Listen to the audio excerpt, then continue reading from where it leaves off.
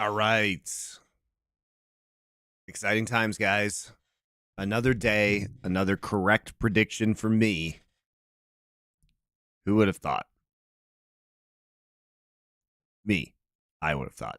That's a little bit of a miracle.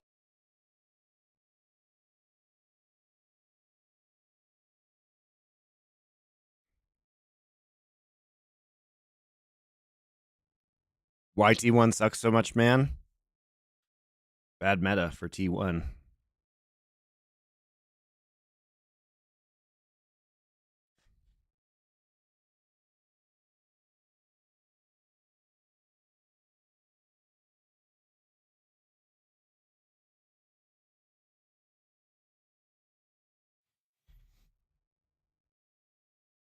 Are you planning to go back and do BLG versus T1 at any point? No.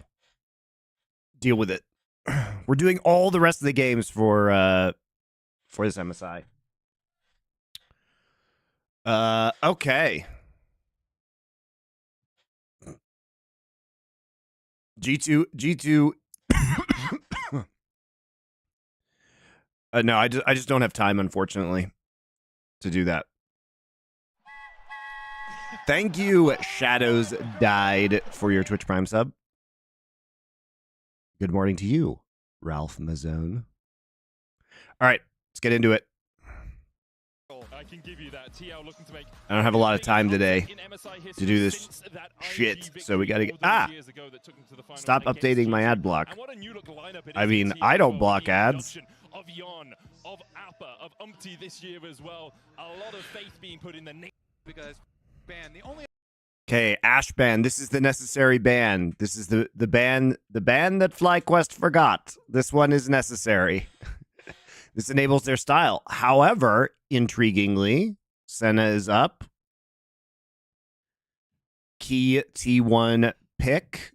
They're banning the Nautilus here, banning the Tristana for APA, but we have A-Soul. This is a first pick Talia, guys. I can feel it in my bones. So basically, TL knows what they're doing. TL knows... TL knows this is a first pick Talia. This is the logical outcome of the Azir Orianna bans. Now they know from the BLG series that this has to be Talia. Right? It has to be because Faker is shit at Aurelion Sol. He's shit at Corki. What is going on? Why am I coughing? I usually watch VODs. First time catching a stream. Well, welcome. Thank you for watching the VODs. I appreciate you. If you're not reviewing, can I get your hands on Knight versus Faker? Faker played super bad, and he can play 3 champions. And I don't know why his laning went to shit at MSI when it was pretty good. It was quite good, actually, for the majority of the spring. It's mysterious. So he's going to play Ahri. Or Aurelion Sol. So they left up the Aurelion Sol, so they're fine making the Aurelion Sol for Talia trade. They're going to take Callista. Varus is still up. This will be Varus. Or they're going to play Senna. Hopefully they play Senna Ornn. I'm too fucking good, guys. I'm too fucking good. I know you too well, T1. They're playing the Ornn because they want backline access to the Aurelion Sol. Yeah, it's not Ziggs, obviously. Cassante, which Impact has played like 6 games in a row now. All right, Zayas going to play Vayne. Even though, nope, they're going to ban the Vayne. Never mind. So we're not going to see it. Jin Zhao. Okay, this is so standard. All right, so we are actually going to play the Camille. All right, Zayas. Not normally a Camille player. And we're going to play the Poppy. Poppy is a very good pick here. Poppy's an extremely good pick. So Poppy W stops Aurelion Sol Flight, stops Callista Hops. Super good. Stops Jin Zhao engaged. Jin Zhao E. And stops Alistar. So they pick Alistar into this? Why would they do that? Fuma Kotaro, thank you for 5 months of your subscriptions.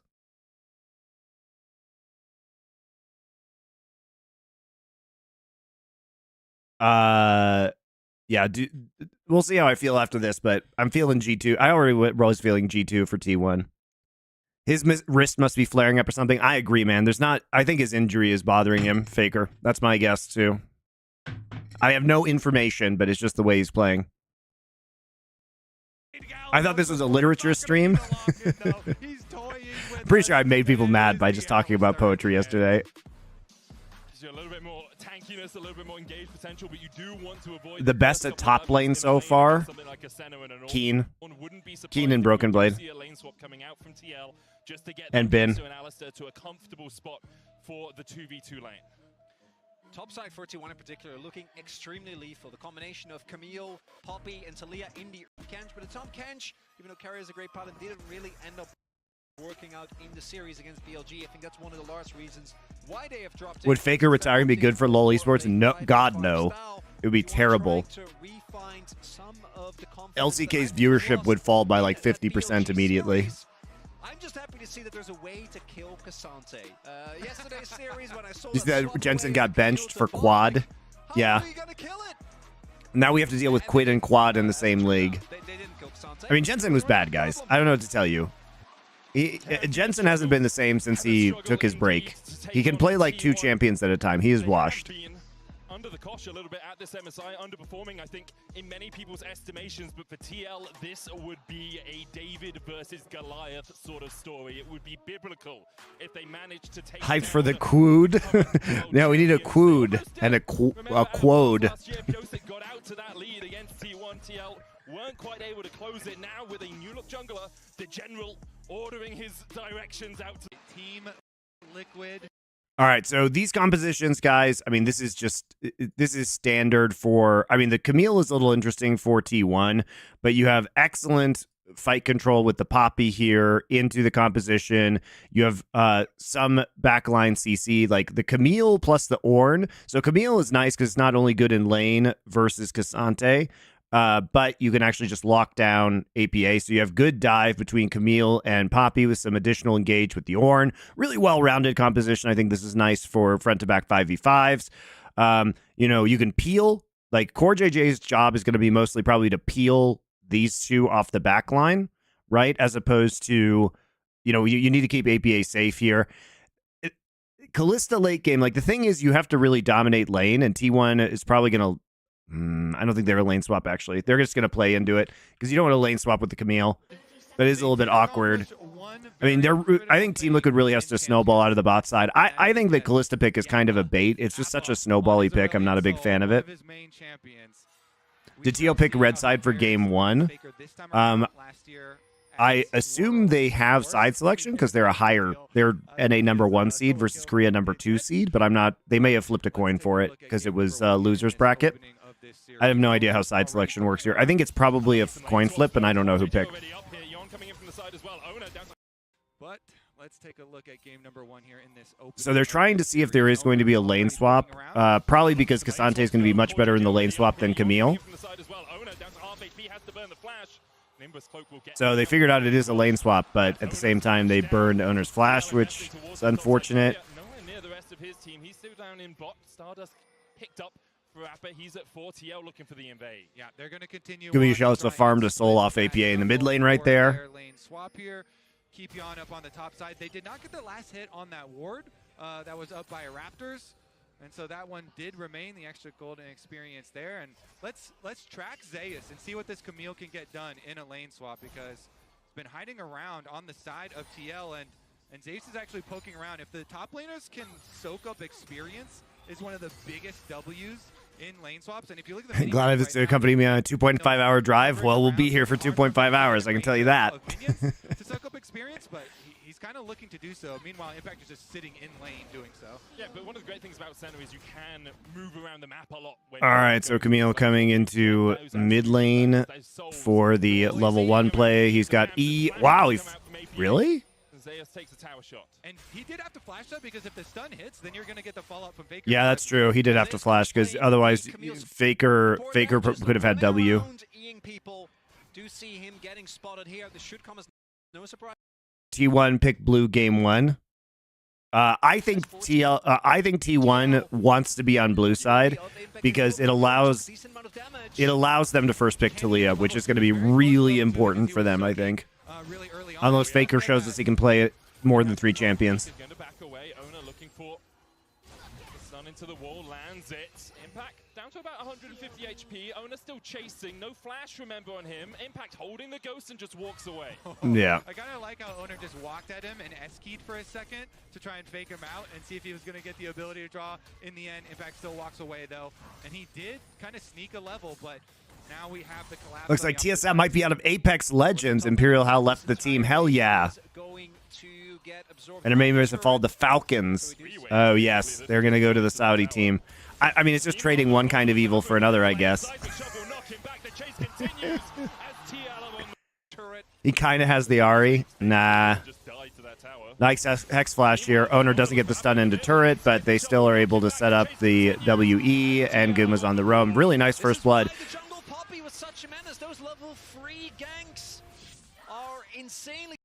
All right, so this is one of those awkward timings, though. So this is one of the advantages that you have in the lane swap when you play the Senna, is obviously you have, you know what you have? You have an additional TP.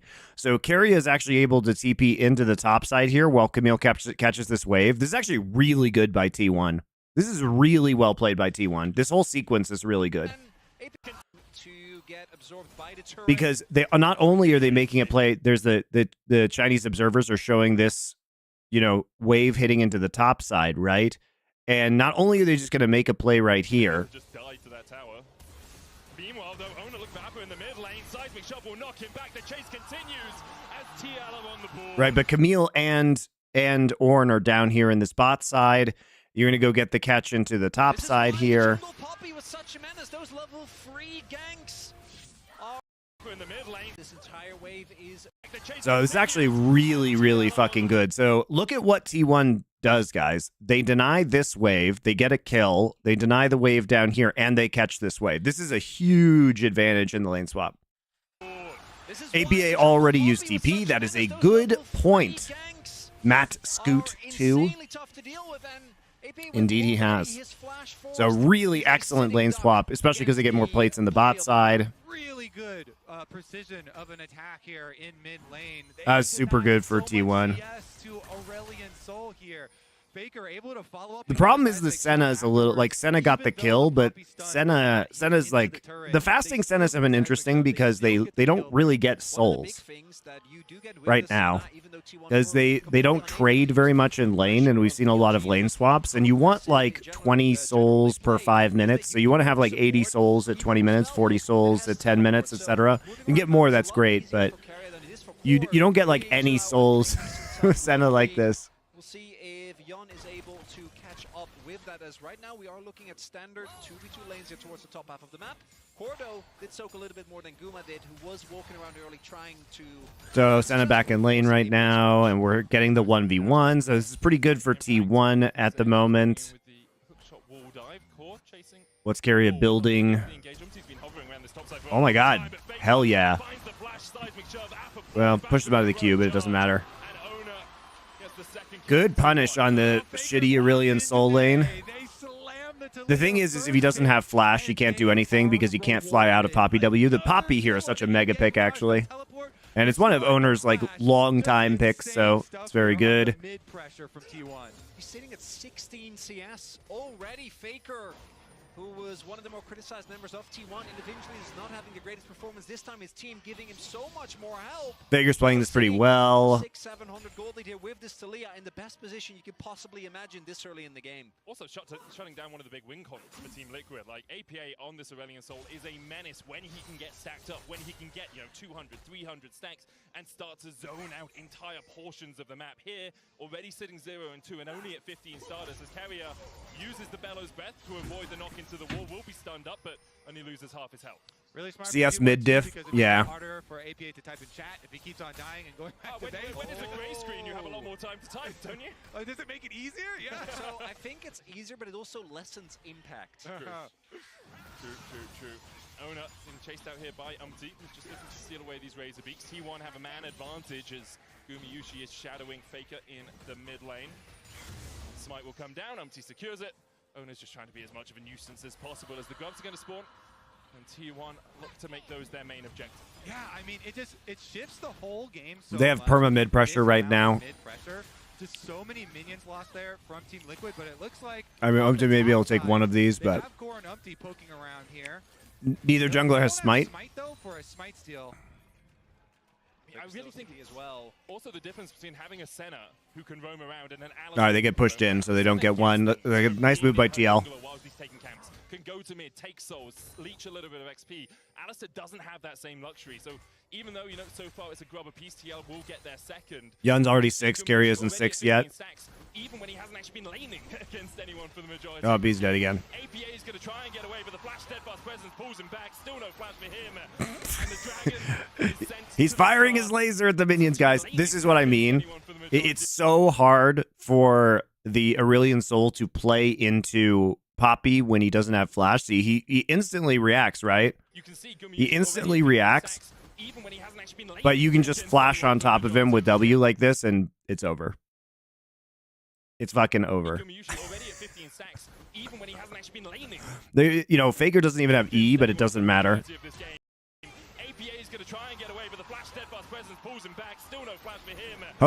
Owner resisted the urge to get the buckler right there. He's like, ooh, buckler. No, no, I should kill him.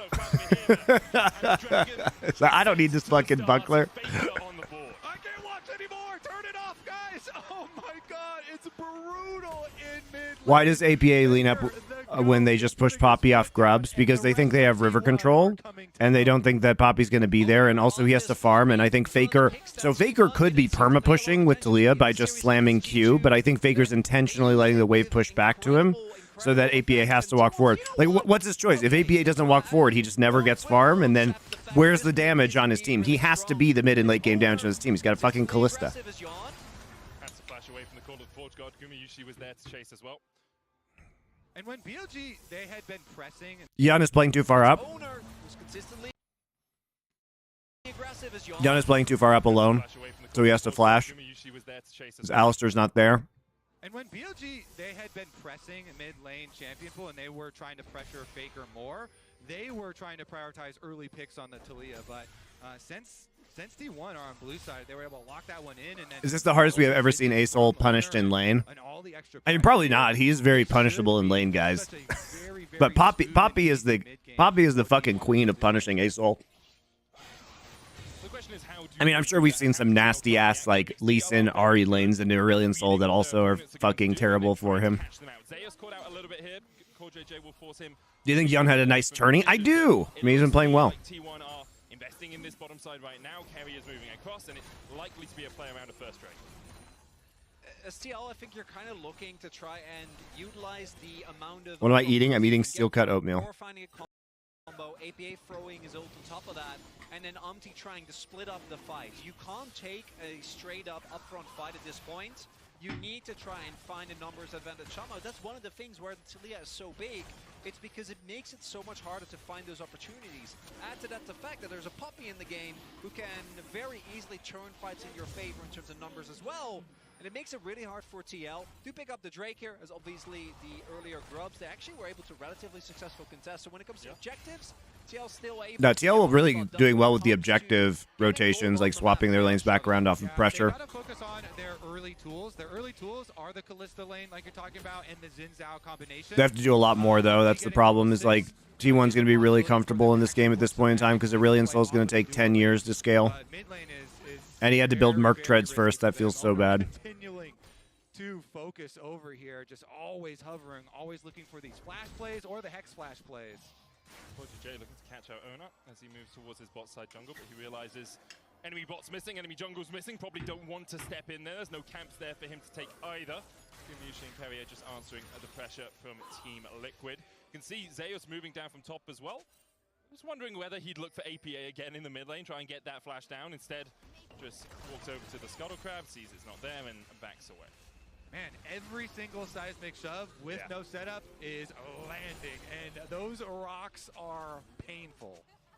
So there's a lot when APA is feeling pressured to ult just to make sure that he clears the wave, that he gets his back in. He's been just sitting on mercs. That's all he's got for the last couple of waves, so he's just not able to reliably trade back. One of the big things with this Asol, we've seen Chovy in particular do really well, is if you get through the early laning phase, you can actually have a lot of pressure in the 1v1.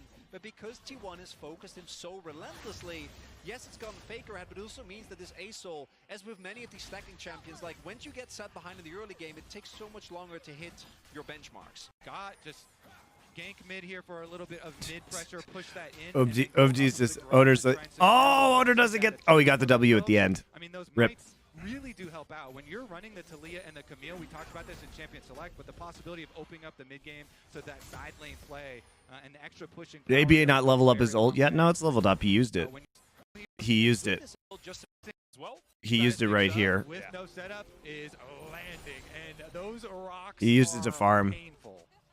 So there's a lot when APA is feeling pressured to ult just to make sure that he clears the wave, that he gets his back in. He's been just sitting on mercs. That's all he's got for the last couple of waves, so he's just not able to reliably trade back. One of the big things with this A-Soul, we've seen Chovy in particular do really well, is if you back up counters and trying to guide lane play and Really think they want to fight this, even with Yon moving towards the top side of the map.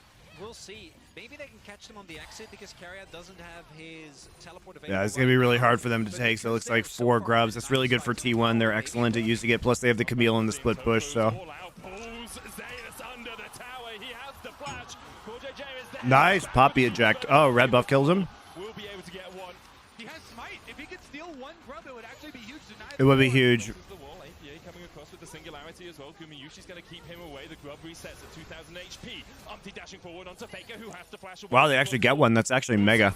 That's huge. Carrier doesn't have his teleport available right now, but because they're so far behind in item spikes and in power, maybe a pick. Impact makes the big play. That's so good by Impact. If Impact doesn't make this play, by the way, like they get 4 grubs and it's massive. Oh, Umti actually doesn't kill with the red buff. He kills him with a W. Over the wall. And Poppy already used smite because Poppy was trolling.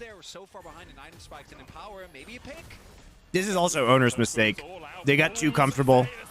So here's the thing, guys. Here's the thing. You do not use smite on 3rd grub in this scenario, because even if you have 2 charges of smite, it goes on a 15-second cooldown.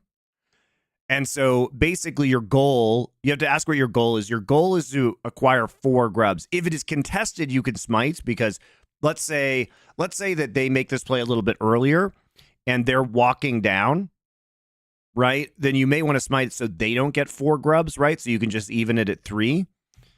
But he already has used smite, and there's no excuse for this because he uses smite before this play begins. If he uses smite because he knows he needs to go help Zeus, that'd be one thing. But basically, he throws his smite away here, and then he makes it so it's possible for Umti to contest for 4th grub. Let me see when he actually used smite. Yeah, he used smite before the ult comes out. His smite's down, so that's bad.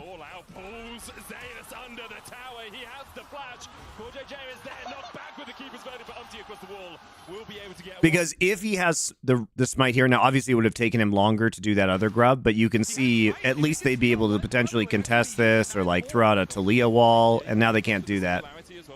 Really good play by Yun and Impact, though, to prevent them from getting 4, and getting 4 grubs and the Void grub buff would be pretty huge for the Camille split. Will be very greedy to go for it, but a good play by Team Liquid as they manage to get another carrier being forced away here by Impact. Impact also just CPing bot. The Intopu 3 from knocking him back, and Carrier gets to the safety of his tower. Were there lane swaps in G2 versus TES? No. G2 has not been lane swapping, which has been weird. Impact play allows them to deny the 4 grubs there, so get a little bit of gold as well as a little bit of an objective. T1 still in a commanding position. I don't think they'll be too worried about that last play, but that was a little bit of positivity there. What's your take on why all of a sudden Vayne broke into the meta? It's because it's a counter in lane. It shuts down the Cassante really hard. But I think it's fake. I think it looks good when it's snowballing, but without TP, I think it can be absolutely shit too. I think it's fake.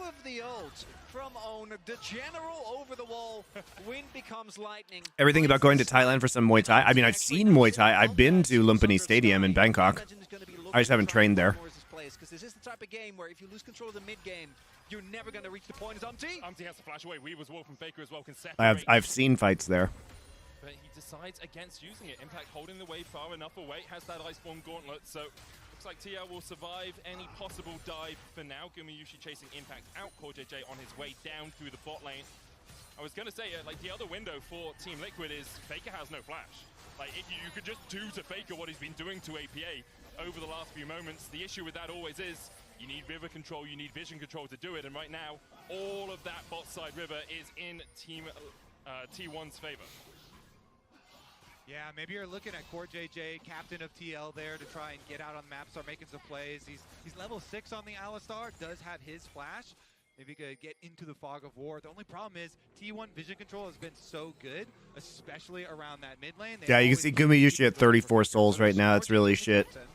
And then you have Captain or Yapton America, and then you have the general. It's a lot of voices. We've got a captain, a Yapton, and a general. And a yawn. and a top die. Oh, Umti. Knocked into the wall. There's the seismic shove. Crescent guard goes down. Faker can't do the damage. Oh, nice use of the... and a top die. Oh, Umti. So he flashes in. I love how he's playing this. There's the seismic shove. Crescent guard goes down. Faker can't do the damage. Wait, what the fuck was that? What was that interaction? And a top die. Oh, Umti. Knocked into the wall. There's the seismic shove. Crescent guard goes down. Wait, whoa. Why doesn't he get stopped by Poppy W? What is going on? There's the seismic.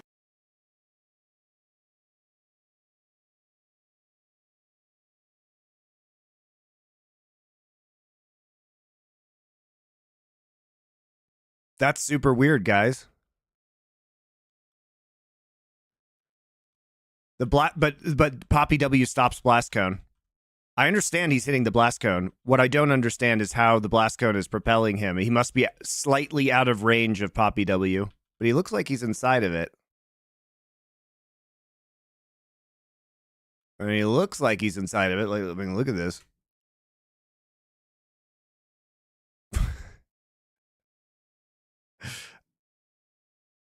Yeah, it looks like he must be out of range. I can only assume he's out of range, guys. Guard goes down. Faker can't do the damage, but now Keria caught in the midst of it as Umti tries to turn it back around. Call of Portugal coming out. Keria can't knock it up as he's stunned against the wall. John going in as well. Keria so tanky. The falling sky not enough. APA right now doesn't have the damage. But it is the 3v4. CoreJJ going back in with a Fate's Call. And Ona's locked up. Team Liquid. Did he already trigger Poppy W with Talia W? That's possible. Keep it lit up for Faker. I don't think it works like that, though. Or Yapton America, and then you have the general. It's a lot of voices. We've got a captain. I don't think it works like that. And a yawn. and a top die. Oh, Umti. Knocked into the wall. There's the seismic shove. Guard goes down. Faker can't do the damage, but now Keria caught in the midst of it as Umti tries to turn it back around. Call of Portugal coming out. Keria can't knock it up as he's stunned against the wall. John going in as well. Keria so tanky. The falling sky not enough. APA right now doesn't have the damage. But it is the 3v4. CoreJJ going back in with a Fate's Call. And Ona's locked up. Keria so tanky. Shove. Crescent guard. Captain and a general.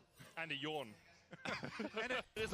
Huh, I don't know. That's mysterious, but I think it's a very different fight if they can trap him up there. All right, Impact here as well. This is just a sloppy fight by T1, though. Like, they're not even committing. Zeus is not TPing, right? Into the wall. There's the seismic shove. Crescent guard goes down. Faker can't do the damage, but now Keria caught in the midst of it as Umti tries to turn it back around. I mean, this is really bad from Keria, too. The point blank Ornn ult when he's standing next to the Alistar who can stop it. Yeah, it doesn't say grounded, so it didn't proc. I agree with you. It didn't proc. You didn't see the airborne into grounded. You just saw the airborne from the Faker W.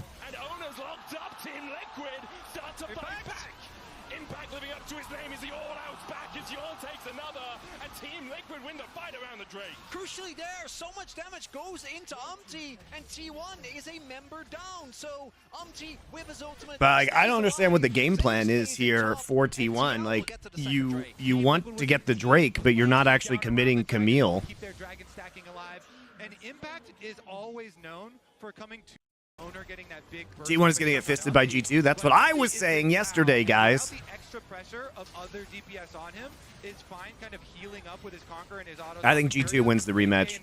3-1 G2. Out the rest of T1 with that Aurelion Soul ultimate, and then the re-engage onto Owner here after Team Liquid. I mean, this game was a really...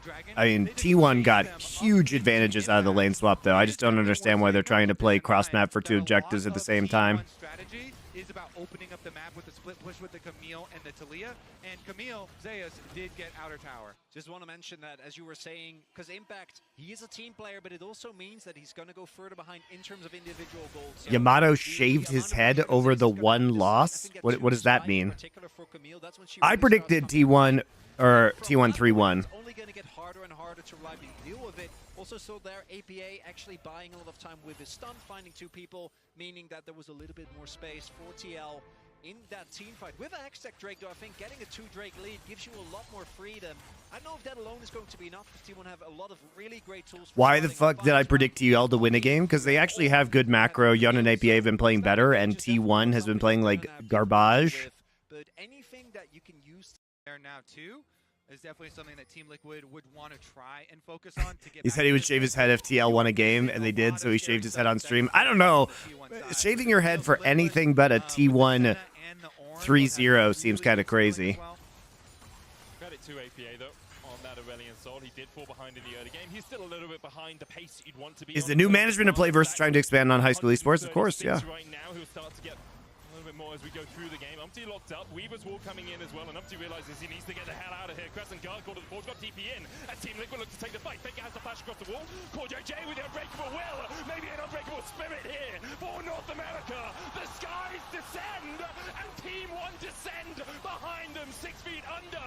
Faker already down. Kerry having dash away. All right, what the fuck is going on here? Coming in as well. He's still a little bit behind the pace you'd want to be on in terms of Stardust stacks, but at 136 right now, he'll start to get. All right, so Umpty goes in. They're trying, perfect timing with that Ornal. They're trying to actually get into this fight here. Impact is going to TP in. Camille is going to TP in. Faker has to flash out because his wall placement is not ideal for where he actually pops off. He's trying to protect himself, actually. But he ends up getting E'd on by Umpty. I actually don't think that's a bad wall placement. Normally, I think he thought people couldn't get in there.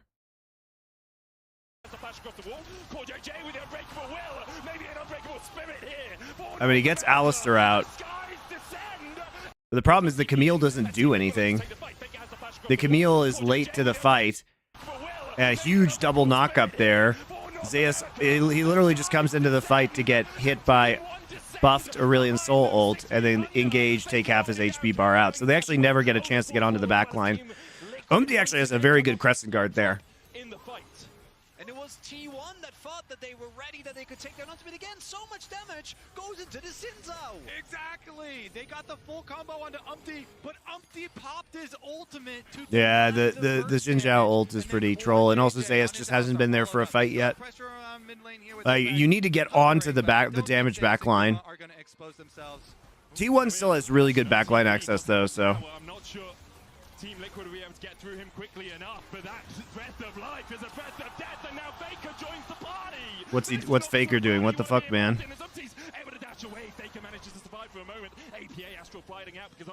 Very little MR for Carrier yet, as he completed Frozen Heart first. And he's got a cowl, which is like 25 MR. It's not a lot. It ain't no Negatron, you know what I mean? Liquid in all of the content that they do, even the LCK content, by the way, where Umpty went on Secret Boardroom, and the called APA. Yeah, apparently Jensen is benched. What do you think? I think Jensen was playing really badly, so I'm not surprised. It's a team game, and they will focus on the team fights. Let's take another look at it. There's the combo they started out onto Xin Zhao. That was the AoE denied, and then the follow-up. Core JJ into Impact. And Impact shuts down his old teammate Faker to get some extra gold for TL. It's also, again, T1 not seemingly being on the same page, and this is something that they've struggled with the entire tournament, it feels like, because, yes, Zeus joins, but it really doesn't impact the fight from that point on, because so much burst has already gone down. They've lost their most fed member. And the teleport is invested, but particularly on the side laner, if instead they made the same call and Zeus just keeps on pushing, right? Maybe he's a level up at this point, maybe his second item can be done, but instead, actually see aiming, or Impact Radar, at least when it comes to the experience, still sitting even. And the big thing for T1 now is you're 2 dragons down. Drake is up in 16 seconds time. The goal basically even between these two teams. Almost 2 items on APA, almost 2 items on Yon. Team Liquid in a very advantageous position to fight around this next Drake. Exactly. Even though T1 were getting all these kills onto APA early on into the game, TL did the 2 main things you need to focus on. With if Jensen goes to Dig with Sven, it'd be dope. I don't know if Dig is going to buy out Jensen. I don't know if that's going to happen, guys. I also think like you think Jensen's better than he is. Like, is Dove worse than Jensen? Probably not. Dove is probably better. In 5 minutes here, if they're able to force T1 once again to come check them. You trying to play into Hextech Soul, A-Soul when he starts to get big is almost impossible. Like, why would you pay a buyout to downgrade your mid laner? If you add the Hextech Slow on top of that, it becomes so hard in T1. We're going to need to start to see some of the team fighting power that they have, as well as the explosiveness. The team fighting comp to find the 2 item powers really is. Are we trying to desperation create picks again? Camille really early on. Looks like we're about to, guys. Not having the multiple items. Now Camille But it's post 20 minutes, so T1 wants to make a pick and then go Baron. Umti flashes away. Zeus coming in for the chase. TP in behind as Impact looks to join the fray. Umti should fall. Why? Zeus wasted Hextech ultimatum on Umti, who cares? But now TL is trying to fight on 2 sides at the same time. And finally, they get onto Yun on the backside, forces flash, forces cleanse. Okay, Faker gets CC'd. Still have Senna ult though. Camille gets into the back line, and that's Baron. And that's classic T1. Classic T1, and that's Baron. Here comes the Camille like Superman out of the wings here for T. Now T1 really Shout out to Aurelion Soul not even being in this fight. Flashes away, Zeus coming in for the chase. TP in behind as Impact looks to join the fray. Umti should fall first here. The falling sky though buys him another second. Zone falls low. On the back line, Yon is trying to get away from Kerry. Other dawning shadow, not enough for Zeus. Fine. Dude, do you guys like how Faker is low, so he gets into Herald to get CC on these guys? Faker's vision is sometimes so good, guys. It's sometimes so good. Look, he's like, I'll clean them up with this Rift Herald. His team kills them before he gets there, but you see what the idea is. Basically, you get the double knock up into the kill on the turret. As soon as he finishes his ravenous Hydra, here comes the Camille like Superman out of the wings here for T1. They get the pick, they kill Umti, they kill in mid lane as well. Monty, I just want to thank you for randomly introducing me to the books by Daniel Borston. I have learned more than all my education. True that, dude. Those books are fucking amazing for educating yourself. It's actually just like a crash survey course in everything. If you guys don't know, Daniel Borston used to be the Librarian of Congress, and he wrote 3 books called The Seekers, The Creators, and The Discoverers, I think, that go through. So like The Seekers is like philosophy, the history of philosophy and art. That's The Creators, sorry. The Seekers is like science and exploration. What is the last one?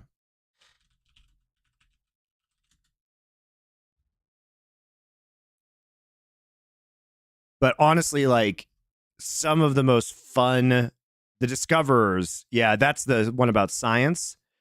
And then the Seekers is the one about artists, and the Creators is the one.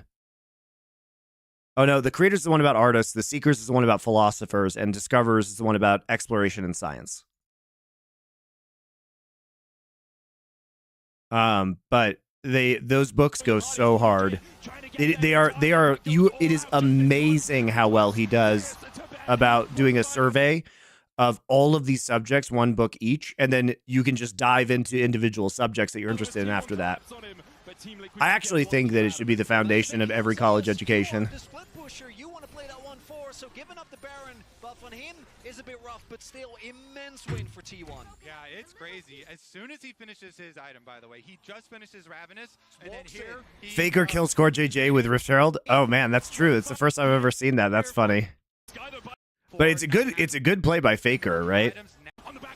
It's a surprisingly good play, so that he can provide follow-up CC. Yeah, he actually did kill him with Rift Herald. That's funny. Do you think? Do you think TL is favored to win LCS based on their MSI performance? Oh, it's way too early to tell, but they've grown a lot, which is a good sign. Should have the Halo announcer say "Splatter Spree." Yeah, that was that's just a funny little play right there. I mean, Owner has to keep his verdict, but that's really the only ultimate T1 have. Carrier flashing forward, APA flashing away, Astral Flight gets him away for the moment. Impact trying to join the party, it's Corday J trying to get there in time. Impact goes all out. I think the longer this game goes, though, it's very difficult for Team Liquid to play this. Like, Senna's going to keep ramping. Senna actually has 71 at 22 minutes. We want 80 at 20 minutes, but it's not that bad for Senna right now compared to other fasting Senna soul collections that we've seen. It's crazy. As soon as he finishes his item, by the way, he just finished his Ravenous, and then here he comes. Zeus, the god. It starts with a face check. Oh man, that timing too. Finding him in the brush. That's just unlucky. And then Owner immediately goes with him. They dive onto Umpty. APA is trying to peel him, and they delay a little. You know what's impressive about T1 is how fast they react to these situations. Look how fast they all in off of a face check where they find Umpty. Flashing in, grabbing the stun, turning it into the early Baron. How many times have you seen T1 use these Baron buffs to just clean the map? It was just 2 minutes ago we were talking about how Team Liquid were in a good spot for the next fight. Now they are 4,500 gold behind. Still 2 minutes on the Baron, but 2 minutes on the next Hexbreaker. I'm so glad that Keria pivoted to the Ornn support, though, as opposed to the Tom Kench that he played in the top series. I mean, that's what I wanted to see. I don't understand why they played 3 games with Tom Kench. That was wacky to me. You might even say that they give up this next dragon because, again, they have a lot of freedom this time around. Wait for another item on APA. Wait for, say, 7 minutes instead of the 2. As long as you don't lose your inhibitors and don't lose. Still, though, this Hextech Soul is very intimidating, right? JJ, great at face checking. A lot of safety for him with the Fate's Call as well. But you're not going to do it. You're not going to be able to get it while they have the Baron up. But it will. Baron will be down by the time the Hextech Soul spawns. Even more gold, further build that lead, and get to the point where TL, even with their scaling with this Cassante and this A-Soul, is never going to reach that point. Yeah, because looking across too, even though it's a support Ornn, guess what? Keria is going to start upgrading items pretty soon here. And so T1 are going to have upgraded items on top of all the soul stacking that has been a little bit slow this game for Guma, but we'll be able to start getting some more too.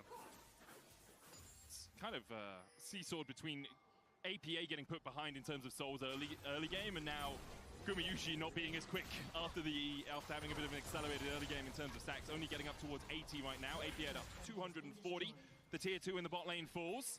Zeus trying to get away. Does have TP, no flash for him. Hookshot wall dive was used. TP coming in, and Team Liquid. They force TP, not bad. A couple of summoners maybe.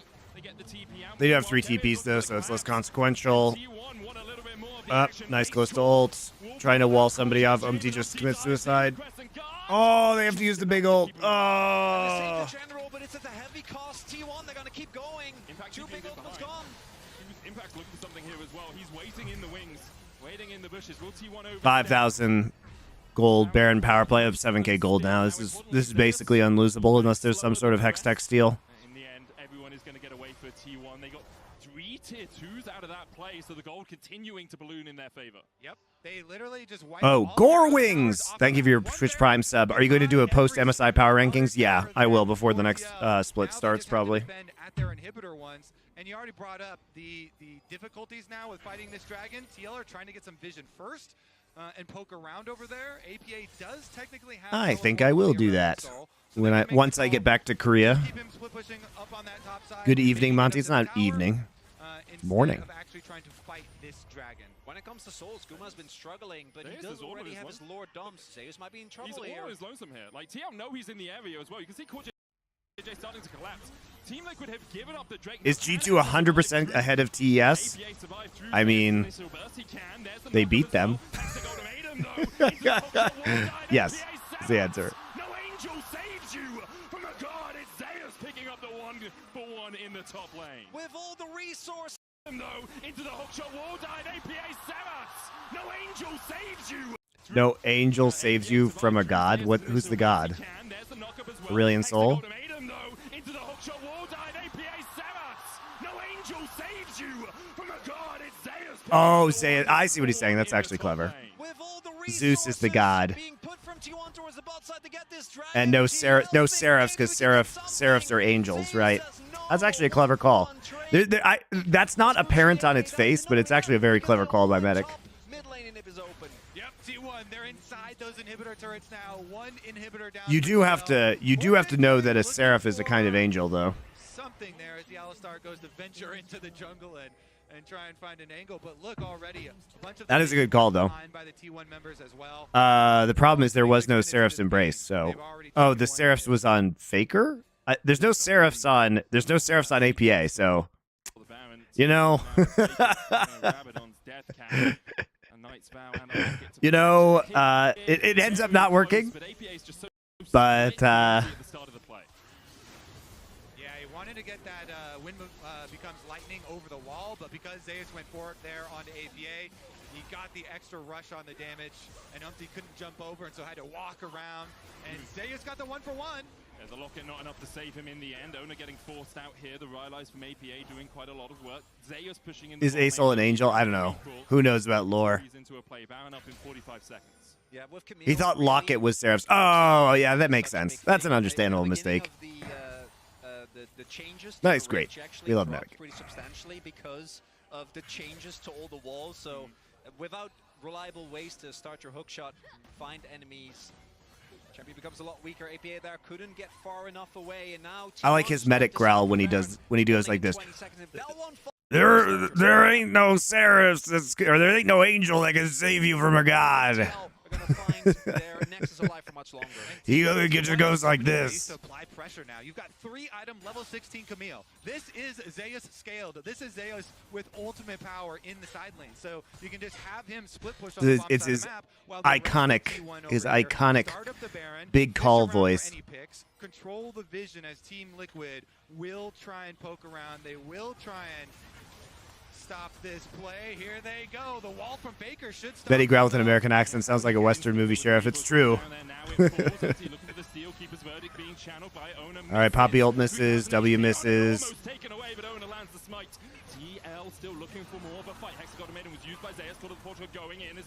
Camille and Cassante brawling on the bot side, trying to deny TPs. Zeus might be able to catch APA or Yun here. That is not a good, that is a very bad engage by Umti. The team is going to chase him out. Zeus moving up, now starting to recall, does have the TP. APA going back in as APA still keep The Forbidden Alistair combo. Ball from Faker should stop them though.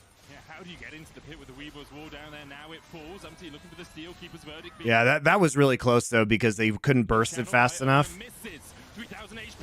A very slow Baron take, so they actually had to commit Poppy ult.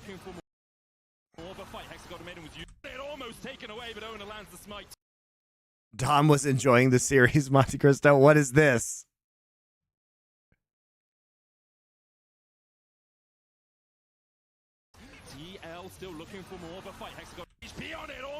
Look at Alistair. Oh no! Core JJ. He flash Qs, then gets knocked into a wall and has to be Kalista ulted out. Feels bad, man. Yun has to use his flash to dodge Ornald. APA is lasering Keria, but he doesn't want to laser Keria. Keria is Ornn. Yikes, dude. The mechanical misplays. So the real question is, why is Umti going back in right now when Camille has the prio? Camille's trying desperately to recall, but Camille has empowered recall. So actually, Zayas plays this really well. This is probably not easily noticeable, but he duels Impact up here, and then he runs, gets Prio, and because he has 4-second recall from Empowered Recall, he's actually able to get back and then use his TP back in, whereas Impact has 50% HP and 0 mana. So it's probably going to be a mega play by Zayas, actually. It's very heads up. Terrible re-engage by Umti, though. Here we go. Where is he? Where is he? Oh, there he is. I say, where'd he go? Because here's the annoying thing, guys. Here's the annoying thing. I can't see where he's going. Hello, I need the mini map, Chinese observers. You know, that's cool and all, but where the fuck is he? He's in mid lane, turns out. And then he E's over the wall. APA has to blow his arm guard. Meanwhile, guess who else gets out of this somehow? Faker just goes back in the pit. This is actually so well played by T1.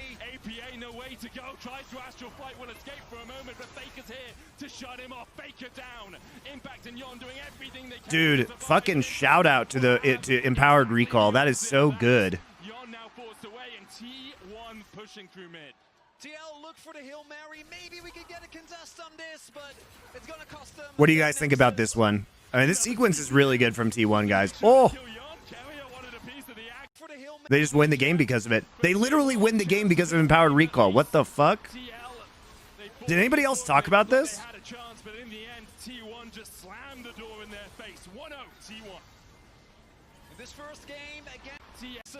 That's actually so mega, guys. It's actually so mega. Just have him split push on the bomb side of the map while the rest of T1 over here start up the bear. Did anybody else talk about this?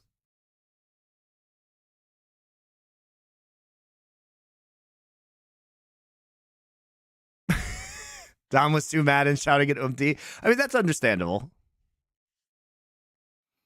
But you don't win the game if you don't. You don't win the game right now if you don't use the Empowered Recalls. That's the thing, is like, it's a different. I don't think you can actually win because you don't clean them up and you don't actually, have the HP to push. Dom was so emotionally invested in the series. Why? I don't understand his obsession with fucking NA, dude. Get over it. They're bad. They're going to be forever bad. Who cares?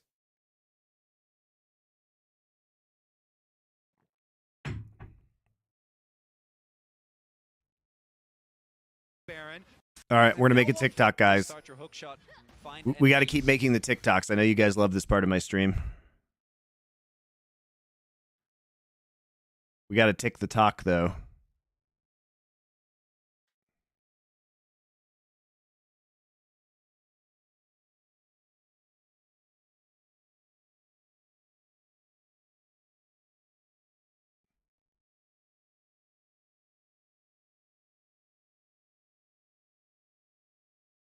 Actually, my Instagram Reels do better than my TikToks. My TikToks are also doing very well. We're doing very well all together, guys. Huzzah.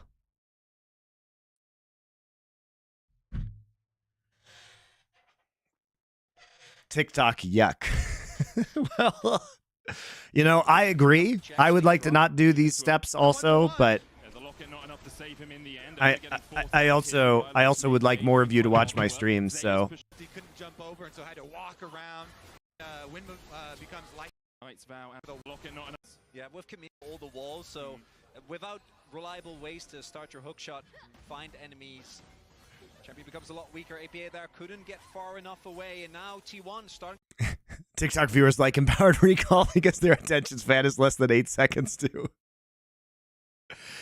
I miss Foreplay the podcast. Well, our Arrival episode is coming out this week.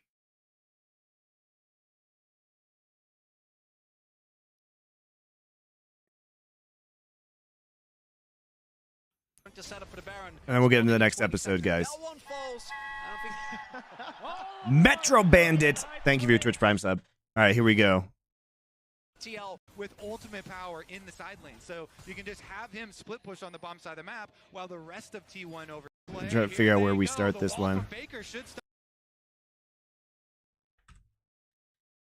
we go. You guys ready?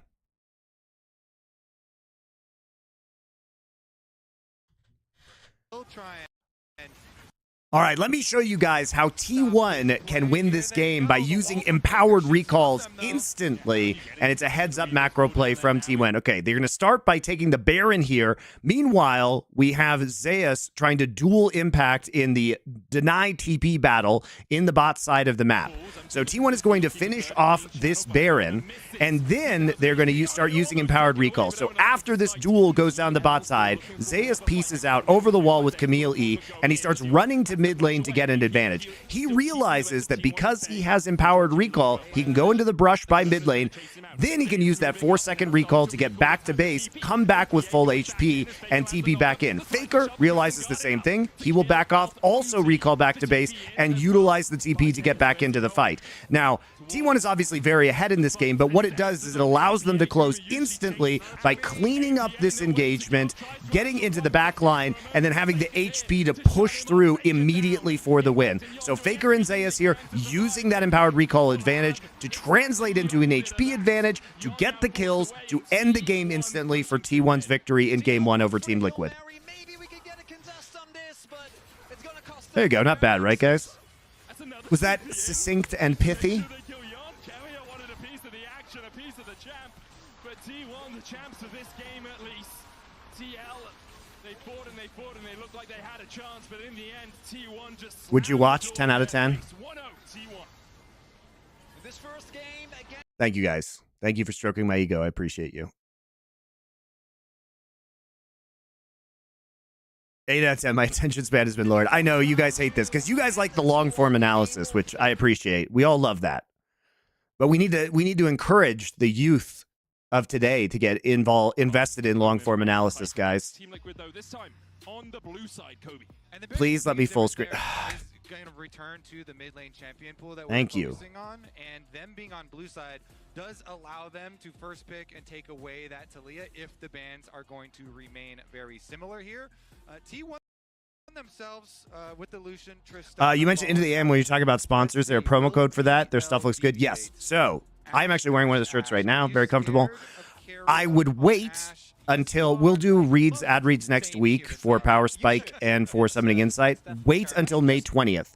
They are going to have a 25% off site-wide sale, and our code LFN, so if you go to intotheam.com/LFN, will give you an additional 10% off, which means you will get 35% off everything. Our code stacks with the sales. So wait 5 days. Just be one to Leon. Wait 5 days.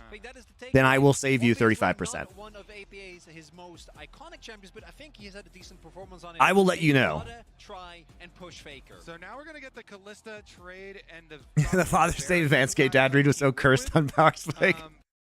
Look, man, that's what they wanted. I don't know. I mean, you could take them both. But you guys should all know my balls are gloriously smooth right now. I mean, that's how they play against G2 in Game 5, Callista's right? the no-brainer, though. Yeah. That one is definitely going to get Callista for sure, and then Carrier, can play whatever he wants, including the Callista if they feel like swapping that around. Let's see where they decide to go for their second pick. Susie review win. I will get Susie to review my balls. Taken away, and the Talia locked in. And see, will be falling down to his Scale of 1 to 10, how dead is the Witcher series? I mean, the last season was super bad. Doe and I reviewed it on Nerd Legion. Syndra maining Oriana, the smooth balls. Obviously going to be Carrier here, or obviously if you've watched the previous games, Carrier going to be on the Lethality Callista support, giving Guma a lot more safety. My main question is T1 going? All right, let's talk about this game. So, Team Liquid, they choose blue side. Do you know why they choose blue side? So they can do this in first pick Talia. So now Faker plays what? Faker play what? We don't know. Ari?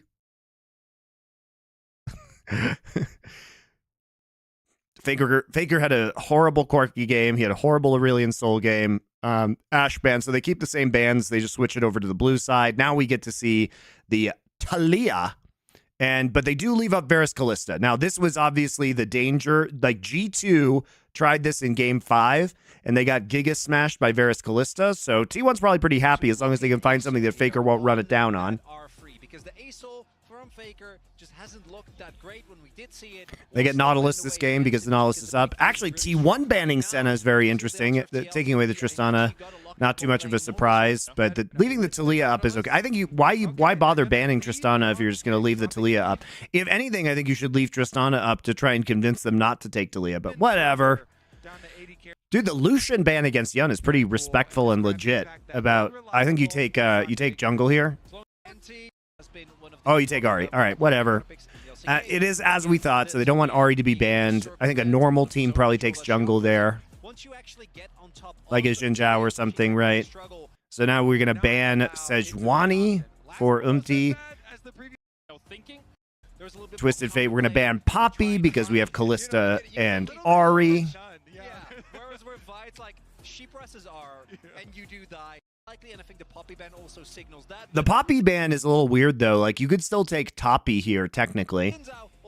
You can still take the Toppy into Cassante and that feels pretty good, but you're gonna take, I guess if they want to take Jarvan, then the Poppy ban makes sense because that would be another champion that Poppy would be able to deny potential engage. Rumble's up.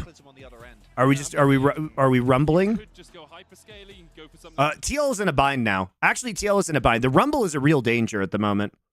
The Rumble is a real danger because they didn't ban Rumble, and now there's like the Jarvan Rumble combination that could come up. You're like, uh-oh. Also, Vayne. That seems like something Zeus would do right now. Into Cassante. Remember, the Vayne was banned in the last game, but this time they banned TF and they banned Vi instead of TF Vayne. And it's a little sus. And also, Vayne can be good with Jarvan because you can staple people into ult. You can condemn people into ult. It's probably Vayne. I don't like it. I prefer Rumble, but it's probably Vayne. But there's so much ability for T1 to get on that backline that you want someone with a little bit of safety. Jarvan, the terrain creator for Vayne condemn. One of Yon's favorite champions. Just go Neela. Lee Neela. Of course. Obviously. Samira, just pick it. You might as well. We'll see. The lead locked in for Umti. Where do... Wow, Samira, really? Really? Samira Nautilus? Is that good? I guess you can block Varus Qs?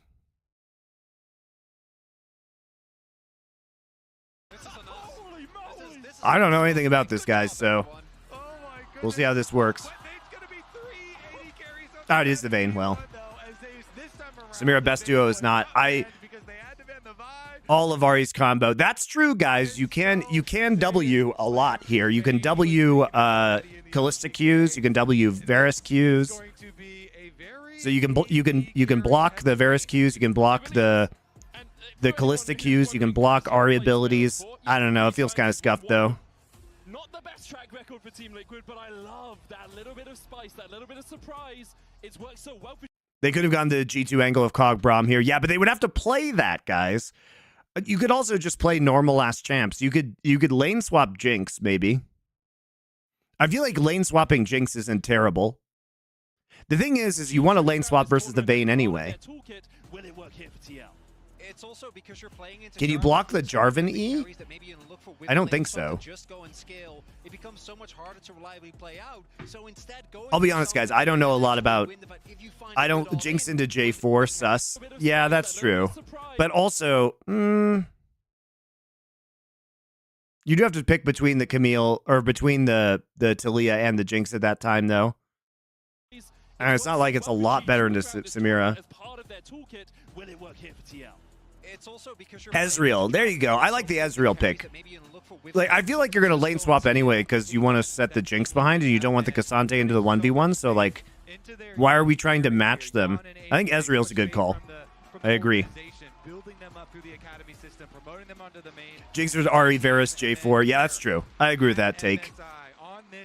I'm just spitballing. I think the Ezreal is the right call. We'll see if there's any sort of lane swaps, but double Hell of Blades lanes every single. We'll see how it works. I actually, I mean, there's been such little Samira play in pro play. Interestingly, Gumayushi actually, when he debuted, used to be a very impressive Samira player. And Abel, obviously, over in the LPL. 3 or a 5-minute swap we often see. Yeah, particularly. But it is going to be a lane swap. Because I feel like if you somehow are able to get There is no point and click CC for Samira. That is a true fact. You'd actually have to hit a condemn. I mean, it is pretty easy to hit condemn though, because the thing is, if owner ults her and Zeus is there, it's an instant condemn, right? We'll see if Faker can hit charms. You know, there's CC from Varus. You can actually, you know, the Callista ult also could be a factor here. So there are ways, but they're mostly skill shots. The early Halo Blades level 1 play out is you woke up, they both proc Halo Blades on you, and you're at 30% HP, and watch the wave just get stacked and crashed into you. And it does look like, and I do actually agree with this, I don't think you should look for a long swap, but a short swap just to get through this first couple of levels. Yeah, I think the Ez feels better here, but whatever. I don't know who wins this game, guys. I know the final match score, but I have no idea who wins this game. But I think Vayne is fucking fake. So, interestingly, all right, let's talk about Vayne in lane swaps real quick, because Vayne in lane swaps is something that we've seen 2 games of from Gen G, right? And so what they learned, so in the first game against Fnatic, Keen went into this brush and he just ghosted on Humanoid, and he kind of did a drive-by. But the thing is, you need Vayne to be level 2 to make a dive. You need Vayne to be level 2 so you get condemn, right? So what they did in the second game that they played was Keen actually double laned with Chovy to push Cream's Akali off the wave, hit level 2, and then did a dive on a third wave push. The continuation of the split map here, T1 coming in, making sure that. So I'm interested to see what T1 has learned from this scenario. Okay, they're going to do a strong side jungle. They're actually just doing a strong side jungle invade. There's a ward. He doesn't get it. They're both low. What is owner doing? What is owner doing? They're both level 2. He still has an E to Q2. Conk is procced for empty. What the fuck are they doing? I mean, Zeus is here, I guess. He ghosts in, so it's okay, but that was still, like, really janky. So they were doing, basically he was doing, if we watch what was going on, he tumbles in and they're trying to trade and he's trying to get some damage down onto APA. APA just gets out of the way. I think owner thought they would be here earlier. Like, he is incredibly cocky to walk up on Umti like this when his dual lane is heading into the bot side right now. Vayne is coming, but Vayne ain't there yet, and he actually doesn't have another E to engage, so he has to go backwards. Impact has W first, so whatever, it just stuns him.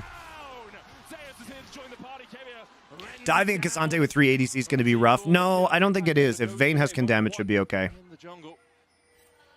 Pretty big window, I think, for TL, though. Able to get the camp, that's one thing. Then set up vision. Core JJ is going to be able to towards the top side of the map. And owner, because he got hit by the stun, means... Especially now with Impact taking 300 free damage right there. This is not going to be a dive until probably 3rd or 4th wave, but it does matter if Vayne is level 2 or not, guys. Does matter. Owner held on to his flash in that last sequence, but now has to back away. Dreadline did nice job by Core JJ. Yeah, he has to be level 2. So yes, that's why he's here right now. Now we get to answer the age-old question. How many AD carries does it take to kill a Cassante? he's facing 3 of them right out of the gate here from the side of T1. And it is going to be Team Liquid, Yon and Core JJ here up on the top side, of course, with the extra damage reduction. A little bit slower going on the turret plates, but Yon did a good job building up giant wave up here to ensure that the entire thing. Yeah, Cassante just gets zoned off. He has to walk away. Zeus is 2. Okay, so they did it right this time. They did it right.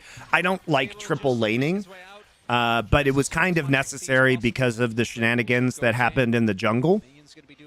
damage here, and because of the early first blood going over to TL, and Lee is always going to have an advantage when it comes to clearing, but now, because Owner ended up going down as well, he's going to be able to take a lot more of the top side quadrant, and as a result, Owner going to be falling behind. And the props are to Core JJ, because the critical delay on Owner is Core JJ going into the jungle on their, you know, quote-unquote strong. I usually watch LVN content through VODs. How long do those codes last? A long time. It depends on the company, but you can always try them. All random, all bot. Did you watch the Count of MonteCristo movie with Gerard Depardieu? Yes. It's not very good. They try and make it... The problem with every adaptation of the Count of MonteCristo is they try and make the end happy, which it does not need to be. Do note that T1 have chosen to put huge zoning going on in the bottom lane. They're not even in experience range. Jan and Core JJ Vayne just casually in the mid lane right now. Faker in top side. TPing into top side. Down on the bottom side, actually, one more time. See if they don't get vision, then they should start pushing the wave in. Yeah, it looks like they're slowly pushing it back in. Obviously, going towards the mid lane as Faker's keeping Impact busy up towards top side. I mean, all the versions of the Count of MonteCristo that have been committed to film kind of suck. And I'm not joking when I say the best one is the anime one, Gankutsuo. It's actually crazy, but that is the best adaptation, where he's a fucking space vampire and they fight in mechas. That's how shit all the other adaptations are. very inspirational, Matic. I like it. And now we're going to get the bounce back from that pushed-in wave on bottom side. See if we actually do get our excitement. As of right now, the junglers are clearing their top camps, though, so will be kind of that fair play.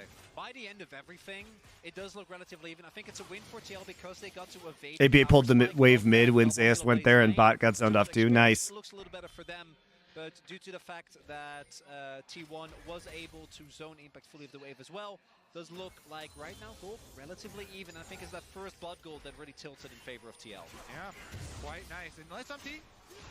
Sidesteps the flag and drag. Weaver's Wall coming in as APA looks to join the fray. Faker's still on level. Nice. Nice force flash. Okay, Charm. Figures the mana. Yeah, they got 2 flashes. Not bad. Good job at APA. That's the experience lead we were talking about because APA. Would you ever consider doing a book club type thing in LFN culture? Possibly. I just don't know what the demand for that would be, guys. As a result, big win for TL. And there's a bigger We've talked about doing a graphic novel show where it's like a graphic novel book club because that feels more manageable to do week to week with like classic graphic novels. That could be really fun, actually. That's one of the content ideas we've been kicking around for a while. Should feel pretty comfortable. He's going to be able to take up those void grubs for the trade on Dragon now. Feels like a recurring theme this MSI that teams just don't respect the Talia level 6 spike. So many skirmishes have started off with a team seeing someone in their jungle and being like, hey, you're not allowed to be here. And then in a moment's notice, Talia shows up. So Dragon is taken ownership. What's my opinion about V for Vendetta? Movie and graphic novel are good for different reasons. I mean, Alan Moore is mega, right? Also, I haven't ever read graphic novels. Yeah, I hadn't really either. Thorin started buying me a bunch and getting me into them and like sending them to my house. God bless that man. And so I got into him as a result of that. But yeah, I mean, Thorin is incredibly knowledgeable about graphic novels. Impact condemned against the wall, but Impact so far winning out in this top lane. And Zeus is 6, but he can't duel right now. His Ghost's going to run out. Vayne can't play the game without Ghost, so you're always gated around Ghost in these solo lane Vaynes. Should probably still be able to push that wave in and not be in too much danger since Umpty is bottom side. TL don't have any extra jungle. Have I done BLGT1? I can't find it. No, I haven't. What about the sports channel? Yeah, I mean, we do need to do that more. It's just the problem is I can't commit to doing like an NFL show while I'm doing all my other esports shit. That infernal trigger though.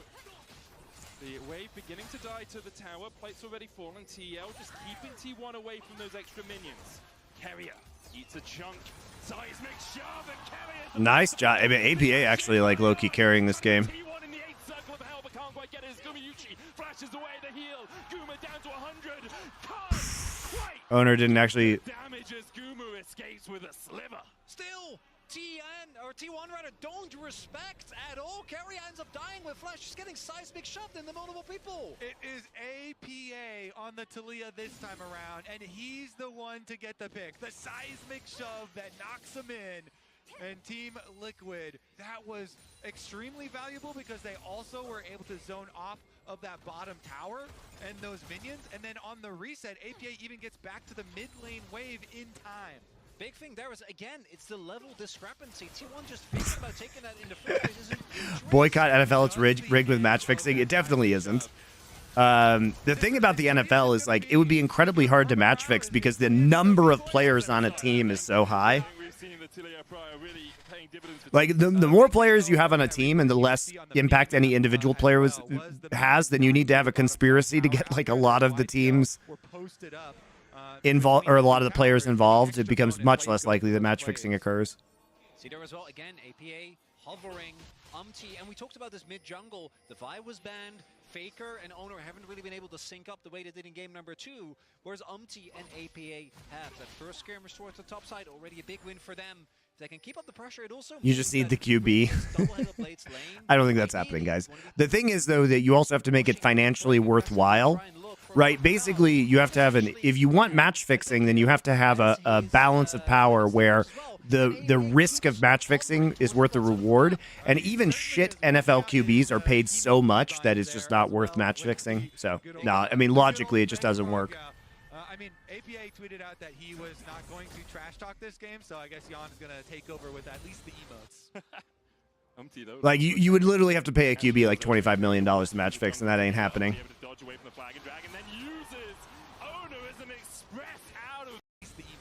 Like, it's very unlikely that the richest sport in the world with like $100 billion media rights deals is match fixing, guys. Though, looking for a catch here as Owner and Carrier walk through the jungle together. Dodge away from the flag and drag, and then uses Owner as an express out of there. Owner they force Owner's flash again, almost on cooldown. It's nice. A Kalista, the utility that Carrier provides is great when Guma's there, but outside of that, poor JJ, if he finds a hook, if he finds an auto attack even, it's just going to lock you down and take you down. So Owner has to respect flash. A lot of offensive reach now taken away from this Jarvan. Yeah, I really like that wall. I wanted to ask why you didn't put Blade Runner 2049 in the Denis foreplay. Because we wanted you guys to see movies you haven't possibly seen. Foreplay doesn't exist to show you just movies you've already seen. We try and mix it up with some lesser known stuff. And because we didn't want to do that. And we only get 4 movies. You got Dune. Look, if we didn't do Dune, you guys would be all like, where's Dune? So shut up and watch Prisoners. It's a better movie anyway.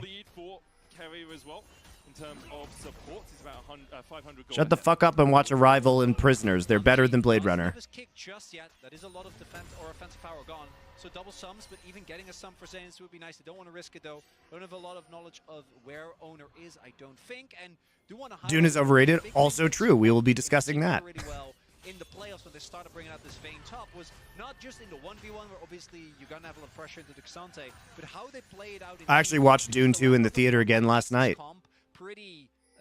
It's pretty tough to execute, but it's also very easy for the opposing team to over-index on a target, not taking into account the fact that it will be a Vayne tumbling around.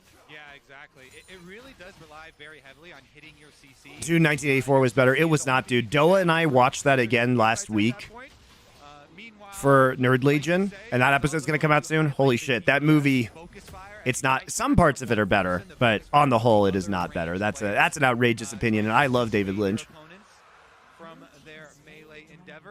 I will say, I am definitely looking at Faker at the moment because the Malignance is done. How do I like Sicario? Sicario's good.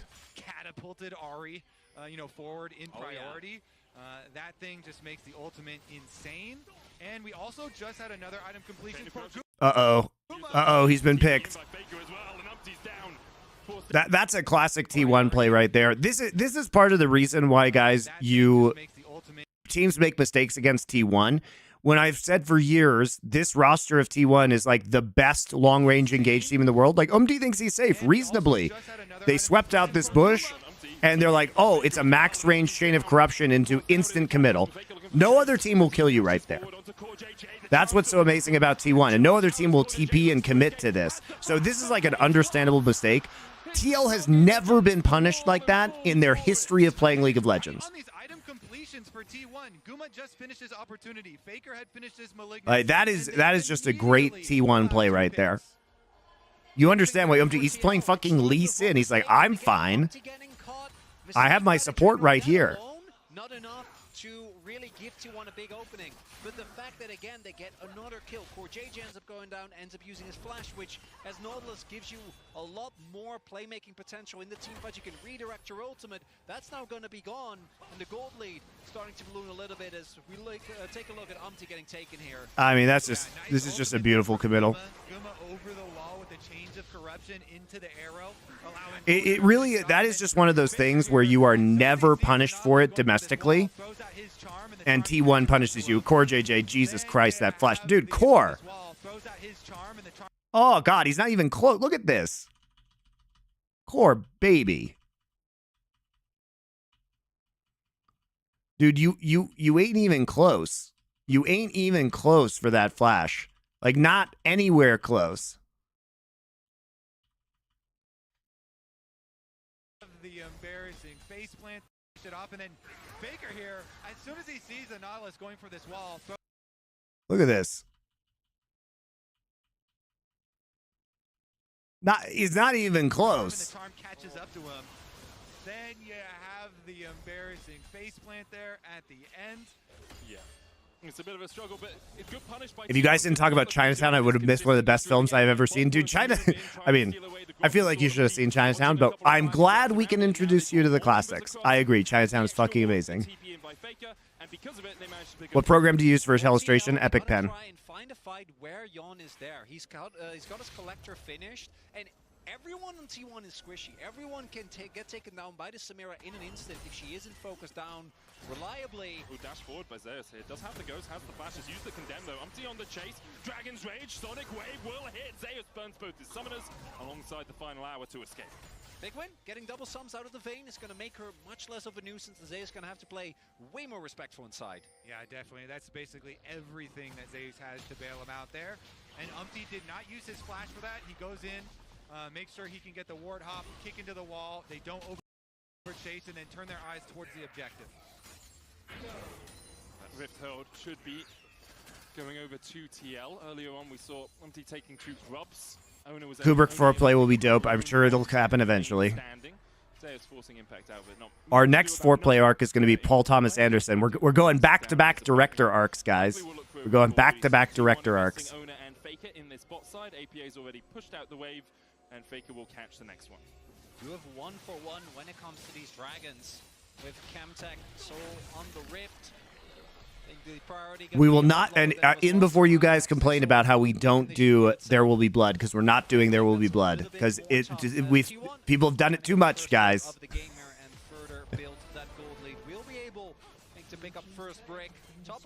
We will do Magnolia though, so. See, Impact was working his way down towards that bottom side to try and answer the pressure, but because Owner was there, you put the standard down, you get the increased attack speed. It was very easy for T1 to make sure they get the first brick, as you say. Gold even between these two teams, though. A lead in terms of AD carries for Yon. Now we're going to be looking at who's going to be able to find this pick, because the map is primed for it. Whoops. Both sides here with so many tools to use, so many flashes available. And Team Liquid... the Paul Thomas Anderson arc is going to be Hard 8, Magnolia, the Master, and the Phantom Thread. Master, low-key fucking amazing, and you guys probably haven't seen it. TL have invested a lot of tools into this, but with the Rift Herald charging forward, with Impact collapsing, and with only 3 members of T1 being here, it will be the tier 1 in the mid lane for TL. All right, calm and collected there. Guma just stands against the wall at the tower. The objective is taken down, though, opening up that map. And how many hours do you work per week? All of the hours. The better question is, how many hours don't I work per week?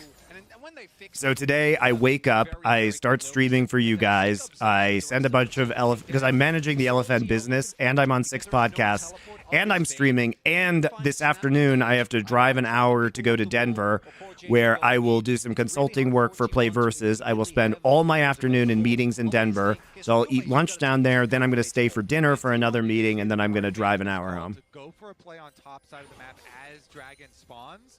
But TL have made the call to counter that play and answer it and not be drawn to the other side of the map. Now they're fishing around, seeing if they can find any stragglers. Maybe they will. Ooh, Core JJ places the ward, goes for the hook. Can't quite get it in time to catch out Owner. Carrier harass Core JJ across the wall. Some vision here for I've never been to Fat Sully's in Denver. I'll try it. Play versus stop being sketchy. Yeah, they replaced their entire management. They're good now. Perhaps around the next Drake, although, as you say, both these teams maybe I'm trying to help them be good with their new management. You have to be really careful when you're What part of reading Colorado are you the located in? versus Well, right the now back. I'm staying at my parents' house in Fort Collins, So many where I burst grew up. plays available. You saw Faker down there hovering in the brush. But I go back to Korea at the end of the month. Owner's going to try and smite this. Doesn't get it across the wall. The control ward going Well, I will move to Denver, Cold Light, Vision there. eventually. What Muay Thai gym is good there? Hit impact. Caught up with the charm, Pathmaker's out. Buys himself a lot of time with I will be moving to Denver will escape the clutch. eventually, With the Malignance, Faker maybe in like a year. going to take that trade any time, but it might be a moment for TL to say, hey, there's no ult on Faker. Maybe we want to try and play for this dragon. Yeah, really good timing there on impact. Goes unstoppable as Faker comes in for that really close range charm. And now, All right, let's take a look at this. Nice dive coming in. Nice flash on the charm. Hits Q. Q2. There we go. To the wall, no dash out for him now. Still holds on We'll see if having that charm actually matters for MT, though. Want it on, but TL will accept that sacrifice happily. they're going to be able to pick up Dragon afterwards. They overload this side of the map, and Impact avoiding the attempted pick here on his life. They turn it around. I moved to Korea because I didn't want to be in LA anymore, and we were going to move to Denver. But we realized, like, why not just go to Korea for a while? Because this is going to be the last time that we have a chance in between, like, owning houses. And I can work from anywhere, and we wanted our kid to be fluent in Korean, so he's in Korean, like, preschool now. So that's why I'm in Korea for a while. And all my stuff is in a warehouse in Denver. And eventually we will go back. Now, we don't want to live in Korea forever. Like, we don't want our kid to go to Korean grade school because it's just, like, so shit. But Korean preschool is great, and it's helping him be fluent in Korean. It is a very easy choice for TL to go for this play. The last few choices that they've made have... Why don't I move to Europe? Because I don't have a living visa in Europe. Then they collapse after the extra members go on Impact and still have the teleport to answer top. What makes you choose Denver? I like Denver. I'm from Colorado, and my family is here, which is a lot easier with kids. Gold lead for TL. Coming up to the 20-minute mark here, Kobe. 1.4K. I want to go skiing is the reason. Two grubs to one. And Colorado's great, man. Gold leads. Also, if I'm going to live somewhere for like multiple decades, I'd rather be somewhere where climate change sucks less balls. And I can do outdoor stuff and go skiing. And You also look at the comp and you go, guys, what happened in draft that we have 380 carries? It is T1.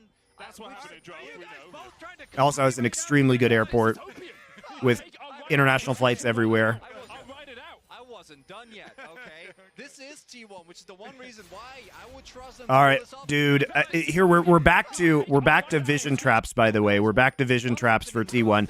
This is how they play when they're behind every time. They did this to G2 as well. They are so fucking sneaky with this shit. Look at what's going on. They're vision trapping both sides at the same time. So they have this pink ward here that Zeus is defending. They're trying to they're trying to punish Faker for being too far up, but the play is already done. Right? The play is already done. I wasn't done yet, okay? This is T1, which is the one reason why. Look at this. Owner catches him. He puts a ward down, or he's actually teleporting to the Jarvan E. He teleports to Jarvan E from the top side to kill APA. You were cursing, you were too. Fucking A, man. T1 vision traps. Now they're going to try Baron, maybe? They that bold? 20 minutes? They have Callista. Guys, there's no way they can do the Baron without Vayne. It's okay. Okay, T1, I know they love, they have double AD carries or anything. Barons. Yeah, they're lethality AD carries. It's fine. Now they're just going to push the advantage, get a gold. Now they have a gold lead. He teleports from top one screen away. Yeah, I mean, it's crazy. Interesting, they're sending Yon down to Impact. So Impact is doing a little bit of bait right now. Going on his way. Zay still has double summoners. Final hour. Why is Denver less hit by climate change? Well, it's in the middle of a continent, so you're not really going to be hit by sea level changes. The climate is mild and dry, so even if it heats up, the heat isn't terrible because there's very little humidity. Particularly long as does almost have it available. I mean, just relatively unaffected. I mean, it's still going to be affected, but less so than many other places. Realistically, who would you try and get engaged on? A lot of the members are very slippery. Really, realistically, the best member is Carrier. Skuma getting it pulled out. For Jan to pop off. TL are trying to use that. They're trying to force on their bit of a power spike here. Of course, they do have to worry about a lot of poke, a lot of range as we've gone over there. Guma also on 2 lethality items with the extra defense of that spell shield.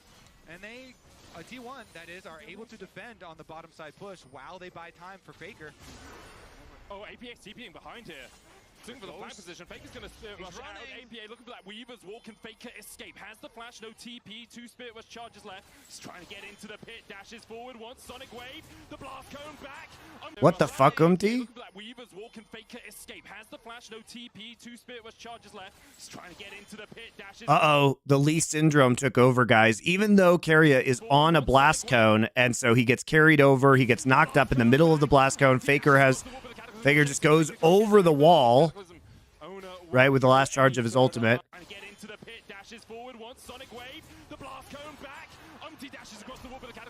They have to use everything. Has to use flash to get out. What the fuck, man? Just feels super desperate, which is weird because has played against T1 so many times in his career. Why is he getting so hypey? Like, he doesn't need to get hypey in this. Like, you know what I mean, guys? Like, this guy should be stone cold against T1.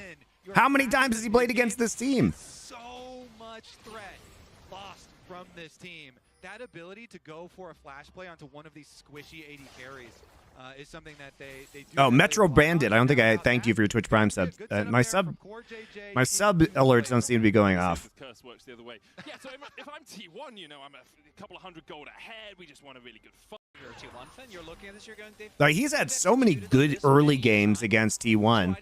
I mean, that was kind of the meme about Breon when he was on it last year, is that they were actually winning a lot of early games. So you would think he would be relatively unfazed by this.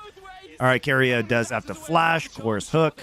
Chasing Ona and Faker towards the top side. Spirit Rush available for the army, but Ona able to walk away. TL though do get the summoner out of Carrier. I wasn't worried at any point of that. Carrier does have to use the flash. All right, Faker actually just goes up, hits the charm onto. What is Umpty doing, dude? TL though do get the summoner out of Carrier. They know Umpty doesn't have flash. I wasn't worried at any point of that.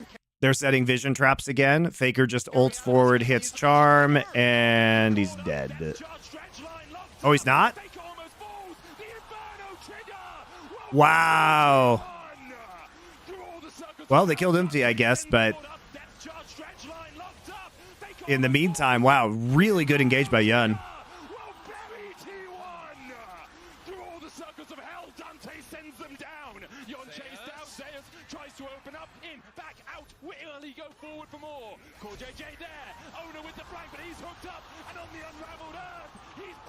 All right, well, maybe we shouldn't have gone for the re-engage, because here's the thing.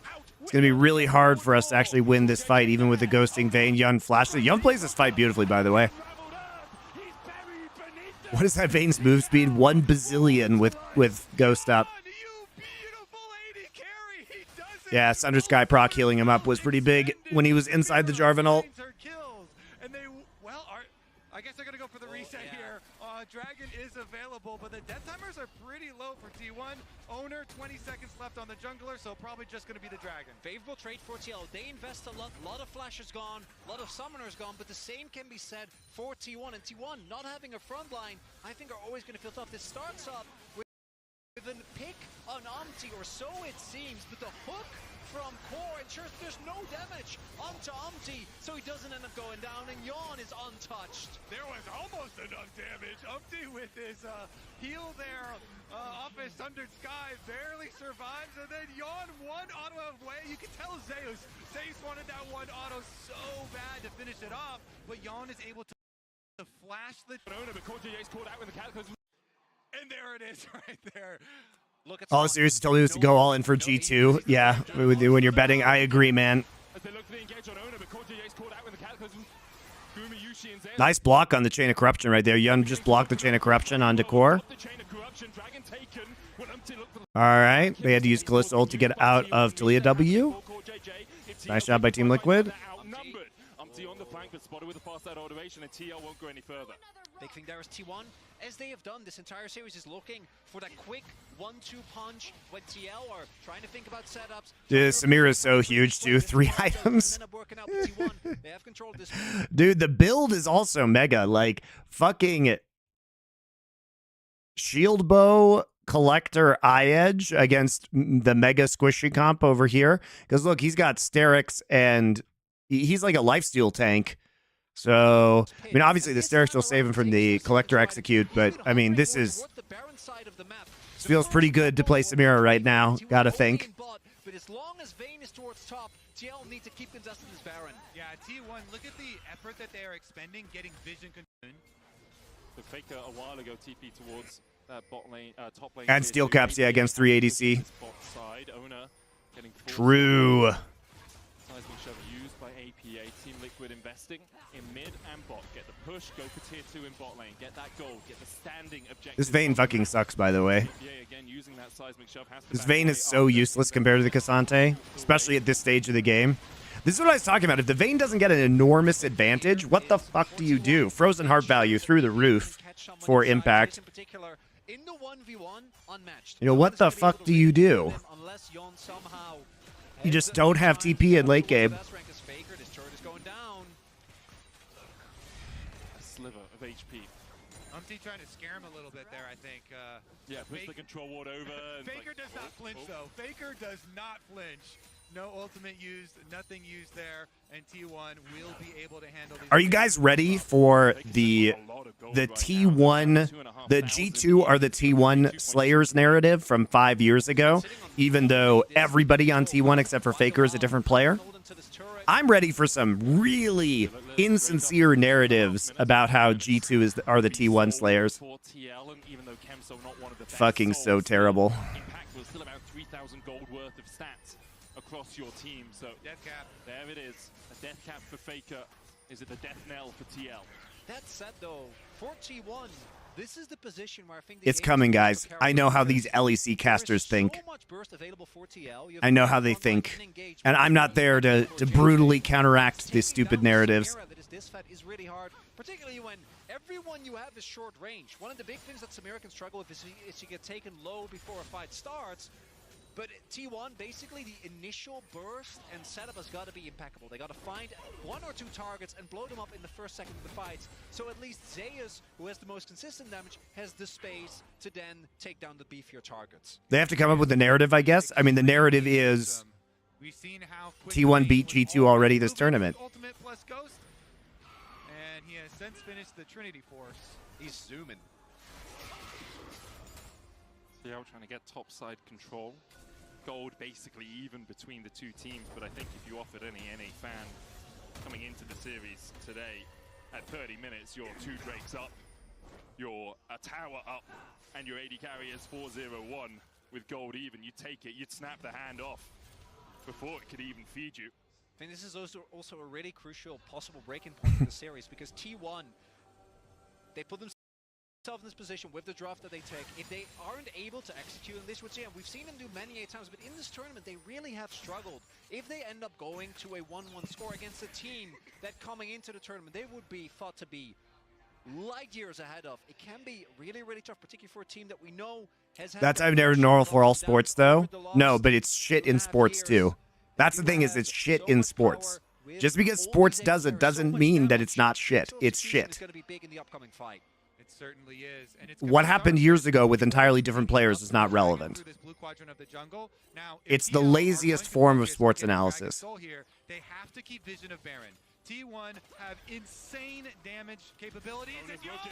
Chain of corruption flashed away by Yon. Weaver's Wall coming in as well as Team Liquid. They keep getting Yun's flash though. Now he's actually vulnerable to J4 ult. Faker used the Spirit Rush. No Cataclysm yet burnt for Owner. Just that Chain of Corruption invested alongside the Spirit Rush for T1. That flash, the critical flash on the side of TL. Yon has to use it as all the pressure from T1 comes out of the fog of war. Zeus. Baker, he got a charm. Oh, he got a charm off. What the fuck? On the side of TL, Yon has to use it as all the pressure from T1. How did he get that charm off? Oh, he flashed for it. Faker. You absolute beauty, dude. he didn't have Spirit Rush anymore, so the E, you know, the E wasn't going to stop his engage. And APA doesn't flash that. Dude, APA has to flash that charm, by the way. Baker, he got a charm. Baker got a charm once again, and it's APA who shut down. Owner flashes away, and APA has to flash that charm. Oh my lord! APA trolled. APA trolled. Great play by T1, though. Great play by T1. And Yun actually just gets bodied by J4 ult. Look at Faker. This is why I talk about Faker's vision for the game, dude. Like, just like we were talking about earlier with his TP onto the Jarvan E, his vision for this play, they literally kill the minion. Look how good this is. There's 2 melee minions, right? So what happens? They kill the minions, and then he's able to flash forward. Oh, that's just gorgeous. You know, the thing is, Faker just has these moments still. Like Game 5 versus G2 on the Ahri, where he's just fucking crazy.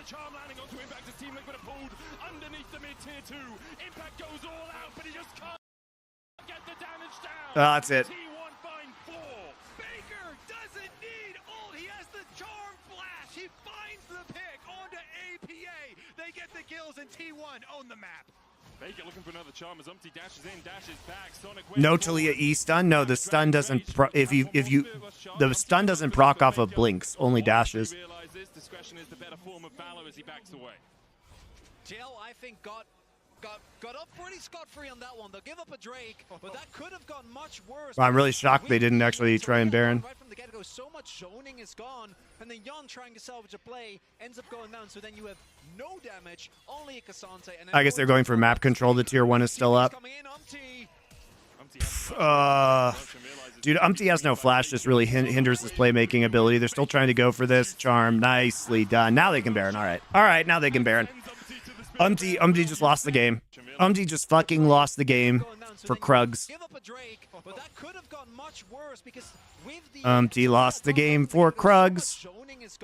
And then Yon trying to salvage a play ends up going down, so then you have no damage. But that could have gotten How do they actually see him? Oh, there's a Scryer's Bloom. By the way, guys, he literally just lost to Chemtech Soul Rift. He lost to Chemtech Rift. Team Liquid and Umpty just lost to Chemtech Rift because there's not normally a Scryer's Bloom there unless it's Chemtech. They literally lose to Chemtech Rift. Is gone, and then Whoops. Trying to salvage a play ends up going down, so then you have no damage, only a Cassante. And I know we've talked a lot about this pick as the TP is coming in. Umpty has to flash away from the chain of corruption, realizes the TP is coming in by Faker. Sonic wave onto the minion wave, and Faker, as you say, has the pick as the TP is coming in. Zoning is gone, and then Yon trying to salvage a play ends up going. No, they see him with the Chemtech. They see him with the Scryer's Bloom. And I know we've talked a lot about this pick as the TP is coming in. Umpty has to flash away from the chain of corruption. How's Guma so fast? He has Swifties.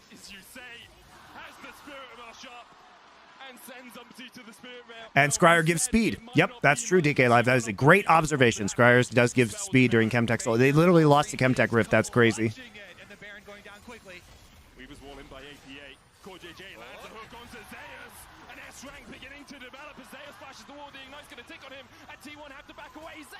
Uh-oh. Uh-oh. See, the thing is, they're really squishy to take this Baron. They can do it fast if they're all there, but they don't actually have Keria there to get Rend in, and Zeus just has to run away, and he actually just gets hooked anyway. He has the right idea, I think, Zeus. He knows he needs to get the fuck out.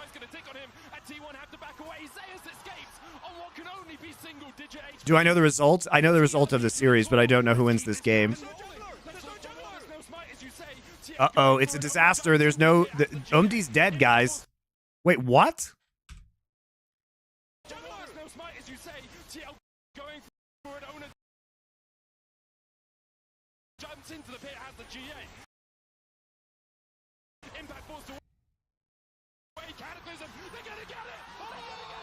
Owner fucked his smite, dude.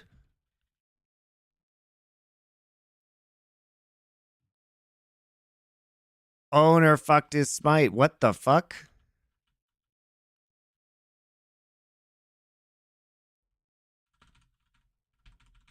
He doesn't? He was in GA? No, his smite's down. Lies. Fake news. Going for it, Owner jumps into the pit, has the G. What happens here? So he goes unstoppable because he's ulting. He ults the Baron. They're trying to get down. There's Hysterics. Hysterics gets blown up.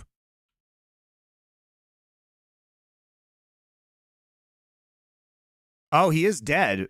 He is dead. What happened? Why does his smite go on cooldown?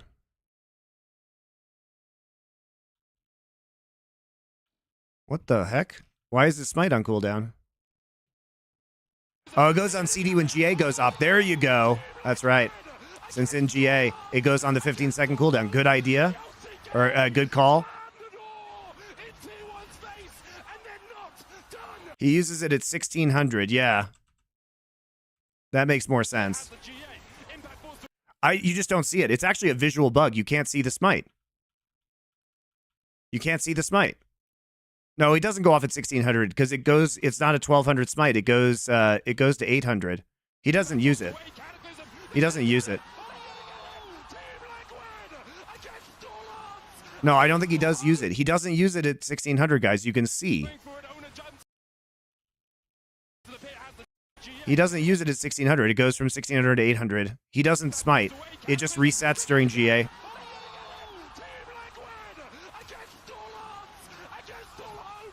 That's crazy, though. Well played by TL.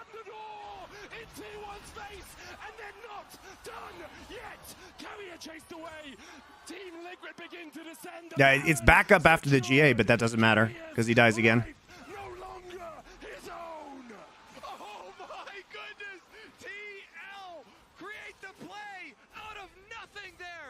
Chase them off and force Owner to come in. You cannot smite while you're in GA. They kill the Baron while he's reviving, and now they're pushing on the gates. Owner going in too early there. T1 with a colossal mistake. Their Baron plays have gotten so much better. From victory perhaps, but Umpty now caught out. Chain of Corruption, Dragon's Rage out. Umpty dies. Yikes. And an overstep is all it takes. You don't want to see like TL winning off of a flip like that, though. That's not encouraging. In these type of game states, able to get him down. The Baron they can then clean up. APA finishes the job while Owner is reviving and then getting the extra kill. Yon going in, chasing them down. Carry is able to. All right, so Team Liquid. fights that side. I think it's Vayne is so shit, by the way. Vayne has done nothing this whole game. The ultimate to try and escape goes back in. There's the Charm Path Maker away. Team Liquid grouping up with their top laner who's already at half HP, does have that teleport to rejoin the battle. Yon, rooted, Chain of Corruption. Yon has to pop the blade well early, and the Cataclysm is sure to follow. You have to feel Charm against Core JJ once again, and T1 now. Yon has flash critically. Vayne into Talia is just rough. I mean, I just don't like Vayne if you don't snowball Empire because you have no TP in the late game, so it becomes incredibly difficult to actually play. Soul point seemingly to come through here. 41 is the impact. I just don't know what you do, man. Oh, they found him! Oh, they found Owner! They just killed him! They just caught him out. Now Gumayushi. Where was Owner? Seemingly to come through here. 41 is the impact. Owner griefed it. I think he QE'd in. He EQ'd in. Nothing. Level 3 plus the Malignants. Soul point seemingly to come through here. 41 is a. Oh, he actually gets hit by a W. APA makes the play. Maybe he's been very good this game. Really nice job. We're waiting for the replay because this fight doesn't matter. Unless there's a miracle. Yeah. Here it is. So he sees them. He uses E for vision. Sees them in the brush. Then he Qs in. He did. Oh, he actually just Lee Sinned in. He Lee Syndromed with Jarvan. All out coming out from him to dash across the wall. Owner has the GA back up to re-engage. Owner flashes. He has a Guardian on his shoulder as well as T1 to force up towards the top side. Spirit Rush. At least a GA, but if you actually kill him, then you can set up for the Nash without too much of a level of counterplay. 41. That's not going to be the case. Neither jungler. It's impossible to tell. Come down to the execution. What a game it is. Another vision trap from T1. Liquid, the NA #1 seed against T1. So they get Chemtech Soul, but it's useless. Core does more damage now, guys. Don't worry. Oh, he's dead. Nice charm. This game is surprisingly even. This game is a fiesta, though. T1 weren't able to get it, even though they had a jungler and TL didn't. The question is, with no wave in They're so squishy. They take so much damage from doing this Baron, but they can do it fast. I think they might give this up. The Weaver's Wall, possible from APA. Hope, probable for Team Liquid as they dash in. Guma usually pulled out with the Fate's Call. Excellent job by Guma to zone them and then use Callisto ult, but they also just don't have spears into this. They don't have enough spears into Baron right now. Close. That was so close, guys. So it is impossible for them to get this because it's at 1700, right? So they ran Smite.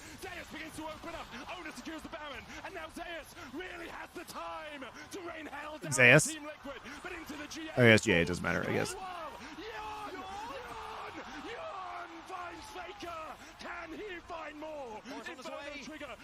The dredge line, but the death charge will follow up. Yon still looking for more. Owner comes out of the GA. Inferno trigger falls off. All right, why are we overcommitting to this? Why are we overcommitting? Inferno trigger is primed and ready. By the way, guys, you absolutely should not overcommit to this because you have to play the long game. You have 240 left on your Baron and you have 310 here. While you won't have Baron for Elder, it'll at least give you advantage to set up for Elder. And Faker's dead, so...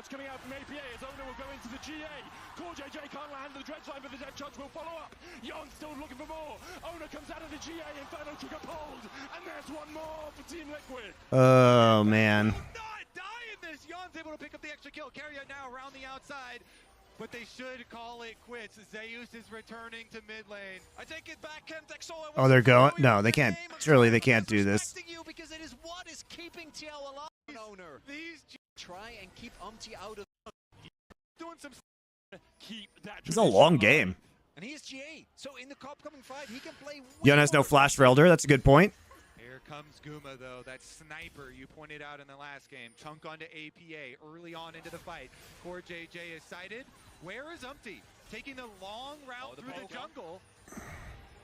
The Spirit Rush eventual cooldown as APA is down to half HP. Does have the TP. Faker just fishing right now because he'll have Spirit Rush back up probably for the Elder fight. Maybe, if he uses his charges. Currently sitting in the Wolves pit. APA will want to return to the way the Weaver's Wall in. Full T1 doing their due diligence, checking every corner.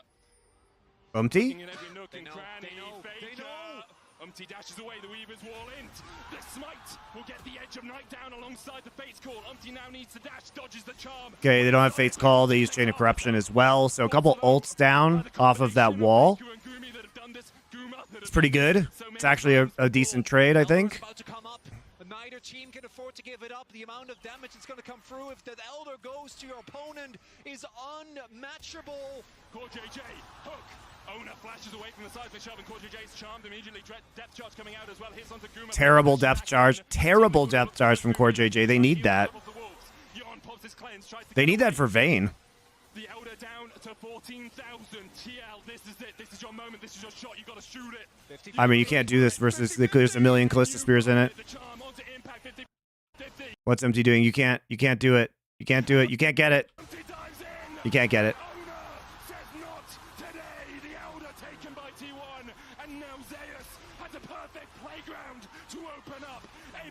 Oh, Team Liquid.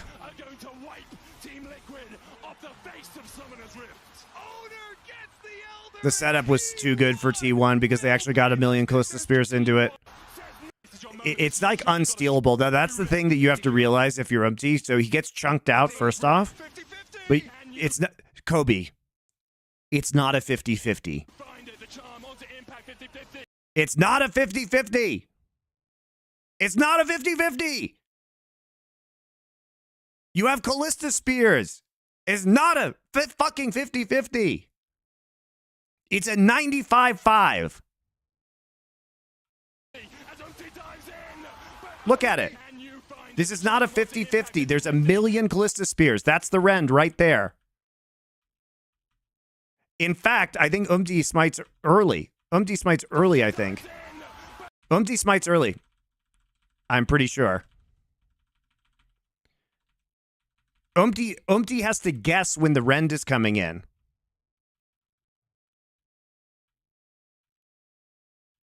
So has to guess when the Rend is coming in. So they just fuck it up. The Rend actually doesn't even happen. The Rend doesn't even happen, guys. It literally, you can see, look, the Rend doesn't even happen. There are still spears in here. Smites early, and then Owner smites. The Rend never happens. It's actually badly played by T1. It's actually badly played by T1.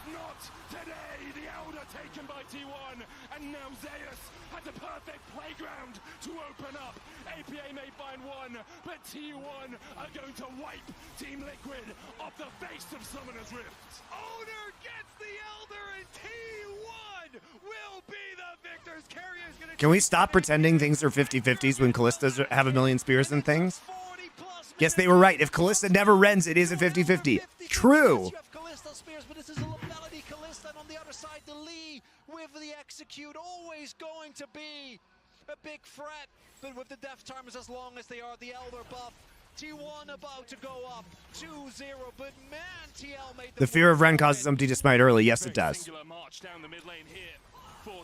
Yeah, he smites at 3,000 because he's afraid of Rend. All right, well, whatever. Lethality has nothing to do with it. Agreed. Guys, oh, there's so much wrong with this. Okay, lethality has nothing to do with it at this point in the game. Carry is level 15. Like, this isn't a fucking 5-minute Drake. You know what I mean? But with the death timers as long as they are, the Elder buff, T1 about to go up 2-0, but man, TL made them work. That is actually such a tilting. Like, I think all these casters are good, guys, but that is legit, like, a tilting series of calls. Yeah, none of that was based in reality. None of it. But I get it. You're hyped up. But not a 50-50. Lethality Callista, that has nothing to do with it. From their minds and just focus on what's That ahead. that was giga fake news. All right, guys. I'm going to go pee. I'll be back.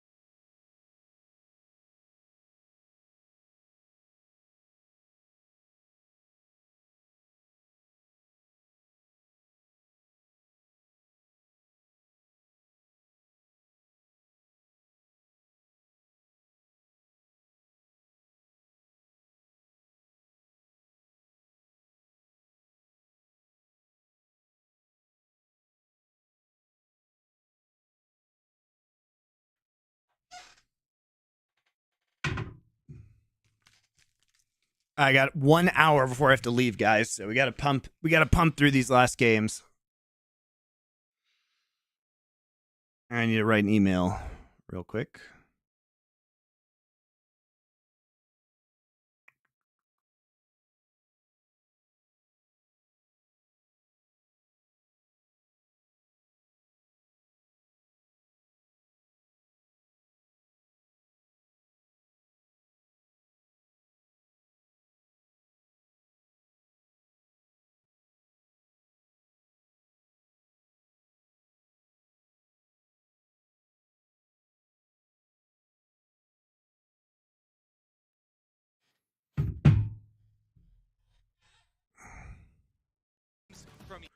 All right, email written, and now we do exactly the same thing. So, okay, all right, intriguing.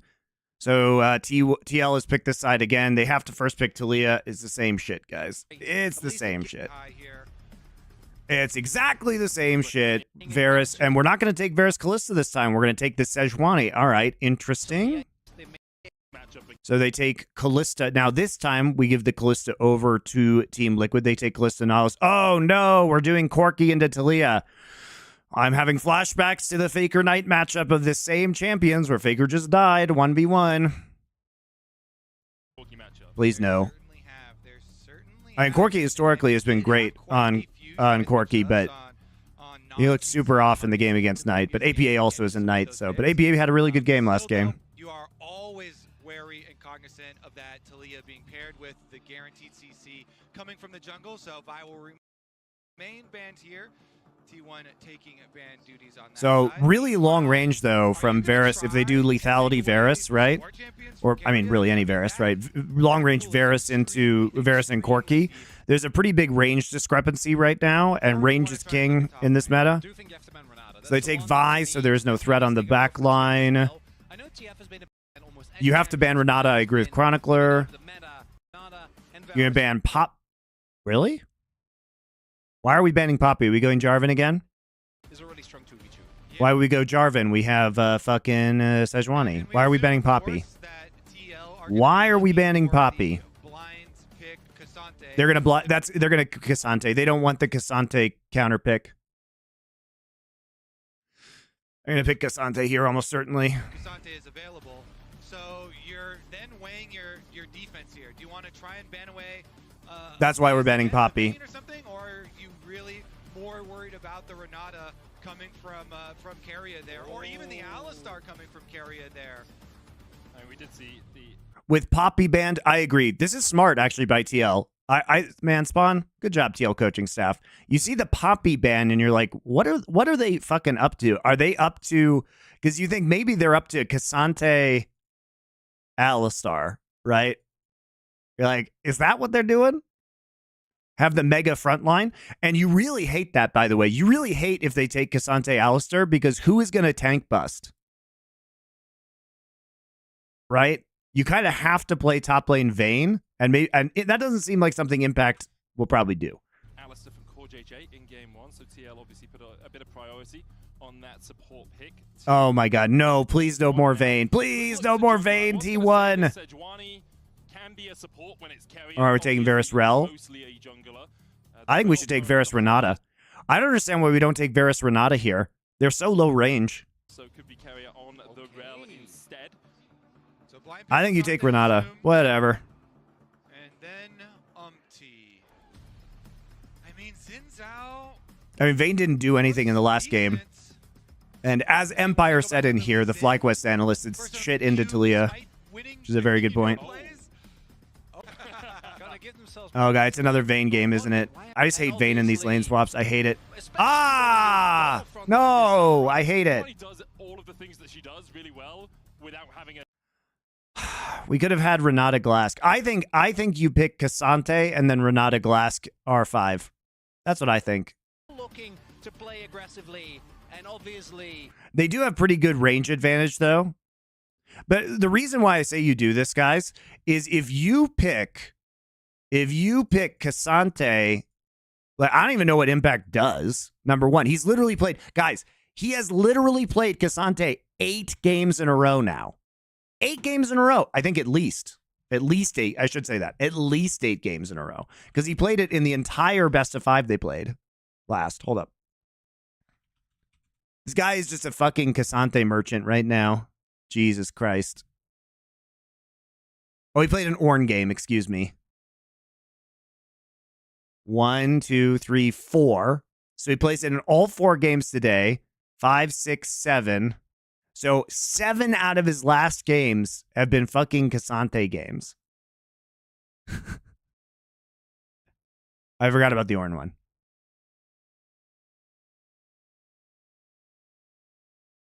I would just take it away. Like, okay, so he plays Ornn. Who cares if he plays Ornn?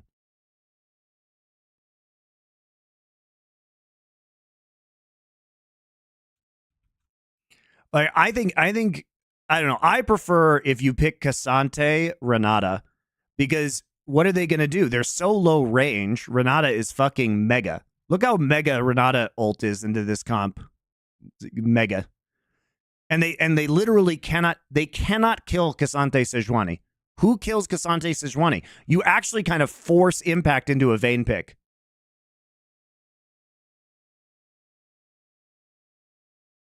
I think this is a mega fumble from T1. They still have range advantage though, which is nice, but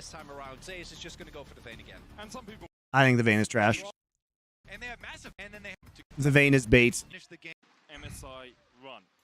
For T1, He probably plays Rumble. I mean, you could play Rumble, but I don't think Rumble is. Rumble doesn't solve your problems really. Some promising signs through this series. If it all comes together.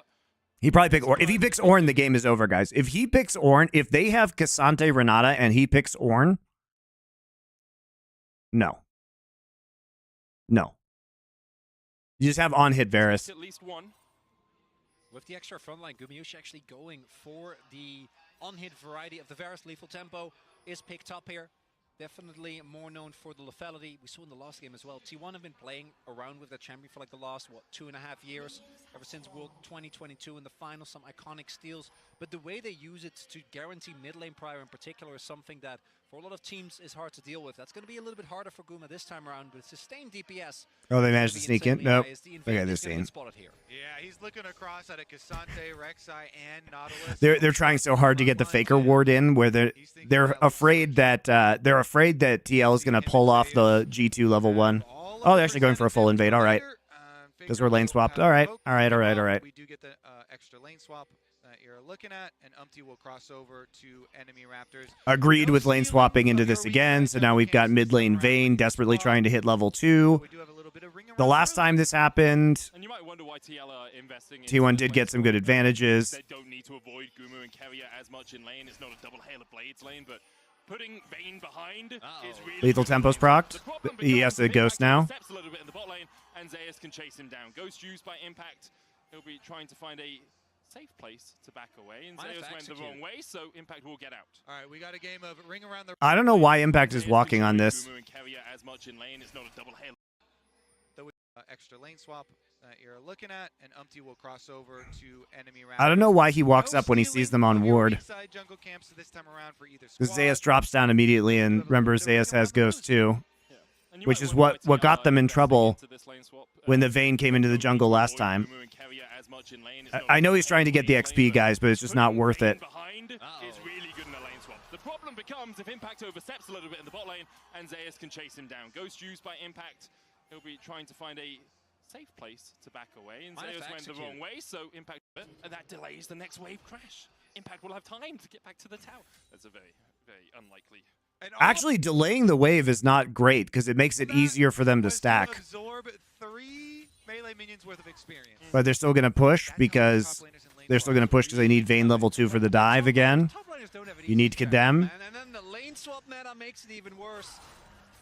Will be, I think, good that he's able to deny the kill, overstepping. And there you again see Guma can actually keep going for that play because he has lethal tempo. So it's not just a Halo Blades proc. It's a lot more damage. All right, they have Condemn. Impact can't walk on this. Now he loses the whole wave. You can see both the supports running Demolish here as well to get through that first plate a little bit quicker. Impact trying to get up to his wave. Hasn't used the teleport. Minions dying in the top lane as Yon and Core JJ just proxy farm the wave, and that actually looks like they're going to back it. No Senna with support TP here, so T1 has to play this out a little bit differently.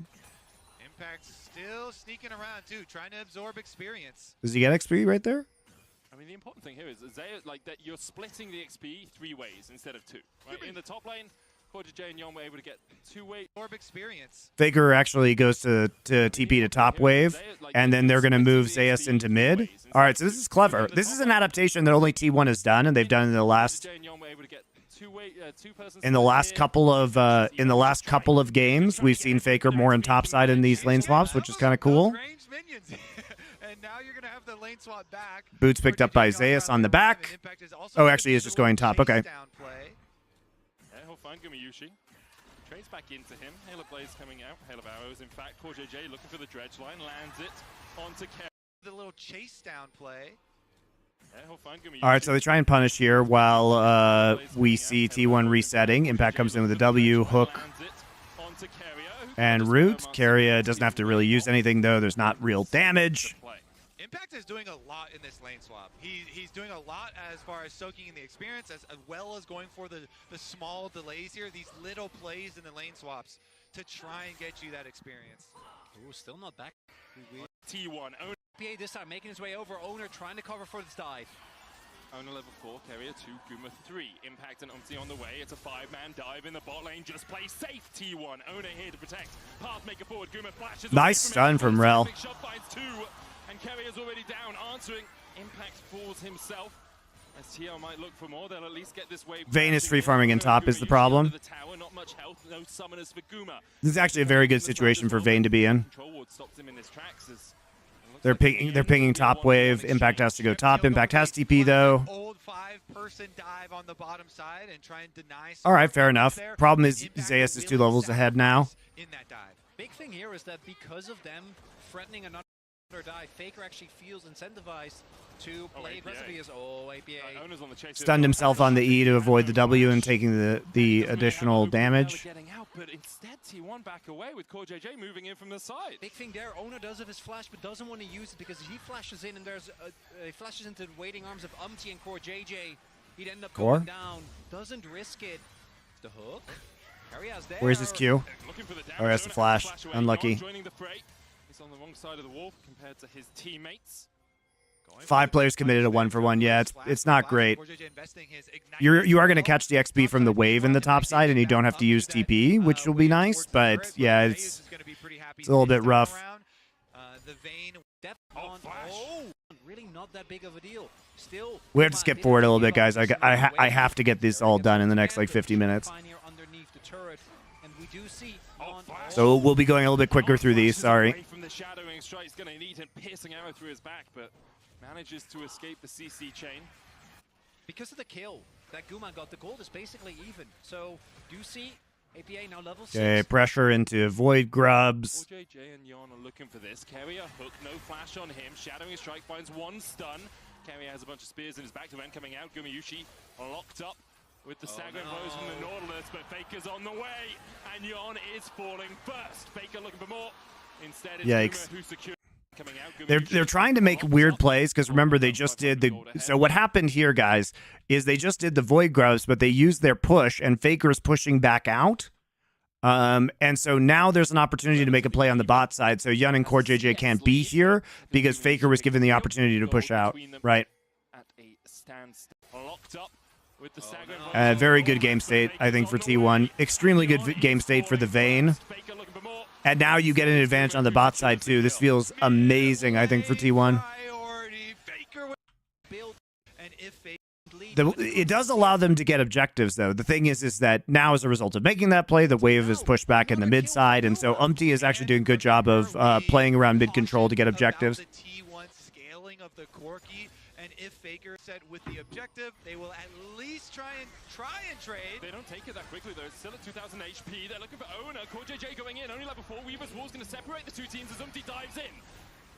Onto Owner. Still the damage coming out. TL will find 1. Faker trying to put the damage in from the side, but Impact roams across as well. Going in. Only level 4. It's a little weird that we're trying to make this play. Remember, Vayne has no TP, and remember how I said earlier Impact didn't use his TP to get into the top side? Well, that really matters right now.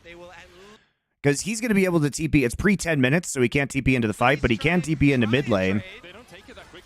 And they do have a Talia wall to bisect this fight, so this is super janky from T1. Again, they're trying to make these 4-man plays. This is what T1 and Gen G have been doing this tournament that is so disturbing that I don't really understand.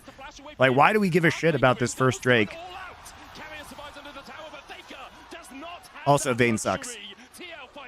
Impact finds his old teammate and takes him down, and a couple of kills going over to TL. One increasing his TL, they want to get early kills. They want to the wall for the ultimate and pick up the extra kill. That said, though, that was a heavy gold lead. Now he's sitting at a 600 gold lead, and the rest of TL is going to have to invest some resources to ensure that this Vayne doesn't get completely out of control. The question will be from the T1 bot lane. And meanwhile, Zeus just moved towards mid to try and catch this. APA, a little bit pushed up, Faker collapsing, but in the end, APA should be able to remove himself to the safety of Core JJ and Umpty. Yeah, and you can see the positioning of both. To escape won't be. They very well know our entire side of the map. Oh, Faker gets caught. Even though he was Wing, he still gets caught by the Talia seismic shove. Oh. Be able to. APA sends him to an early grave. Flashback to the play that Knight found. The Valkyrie not going to be enough to take Faker out. Yeah, T1 trade on the bottom side of the map, but that's an unforced error. I was just about to say, oh, Faker and Zeus, look at their positioning. They're hovering on the bottom side of the map. Good, but yeah. then Faker tries to cross back. What's up with Corky's running it the fuck down this tourney? Well, Jovi and Cream had good Corky games. I think Corky is very difficult to play in lane, and only Jovi can do it. Cream? Yeah, Cream had a good Corky game. What up? He did. He did have a good Corky game. I will not allow you to rewrite history. He also had bad Corky games, but he did have a good Corky game versus Gen G. Corky is not a fake champion. You just are a Chovy non-believer. What those top laners will do for some experience. He ults and he dives right under the tower trying to get some of the minion wave, and eventually APA and Yon are able to get him. It's APA being the big difference maker here, punishing Zeus, who does have a tendency to overextend inside lanes. And APA currently involved with 5 out of the 5 kills for TL. Meanwhile, though, because he did vacate that mid lane, Gumayushi is happy to cash in. Getting chased away, the Valkyrie will get him to safety this time. Good Earth going down. Final hour is ticking. Yon takes the tower shot. APA takes another. Yeah, it turns out it's very hard to play Vayne into Talia E. Whoops. Going down. Zeus trying to do everything he can to dodge away. And he continues to do so until Yon puts a spear in his back. Talia E making Vayne unplayable. Top laners will do for some experience. He ults and he dives right under the tower trying to get some of the minion wave. The Hex Drinker rush is common for Corkies right now. APA being the big difference maker here, punishing Zeus, who does have a tendency to overextend inside lanes. And APA currently involved with 5 out of the 5 kills for TL. Meanwhile, though, because he did vacate that mid lane, Gumayushi is happy to cash in.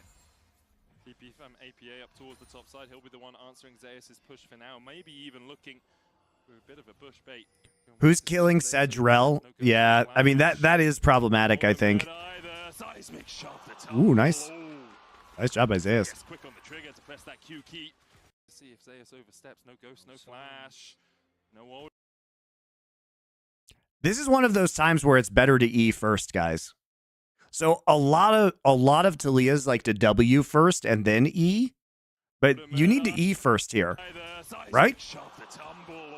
I mean, he can tumble out of it before the Unraveled Earth hits him, so whatever. But that is a very good reaction time by Zeus. That is a very good reaction time. Maybe even looking for a bit of a push bait. Can wait to see if Zeus oversteps. No ghost, no flash.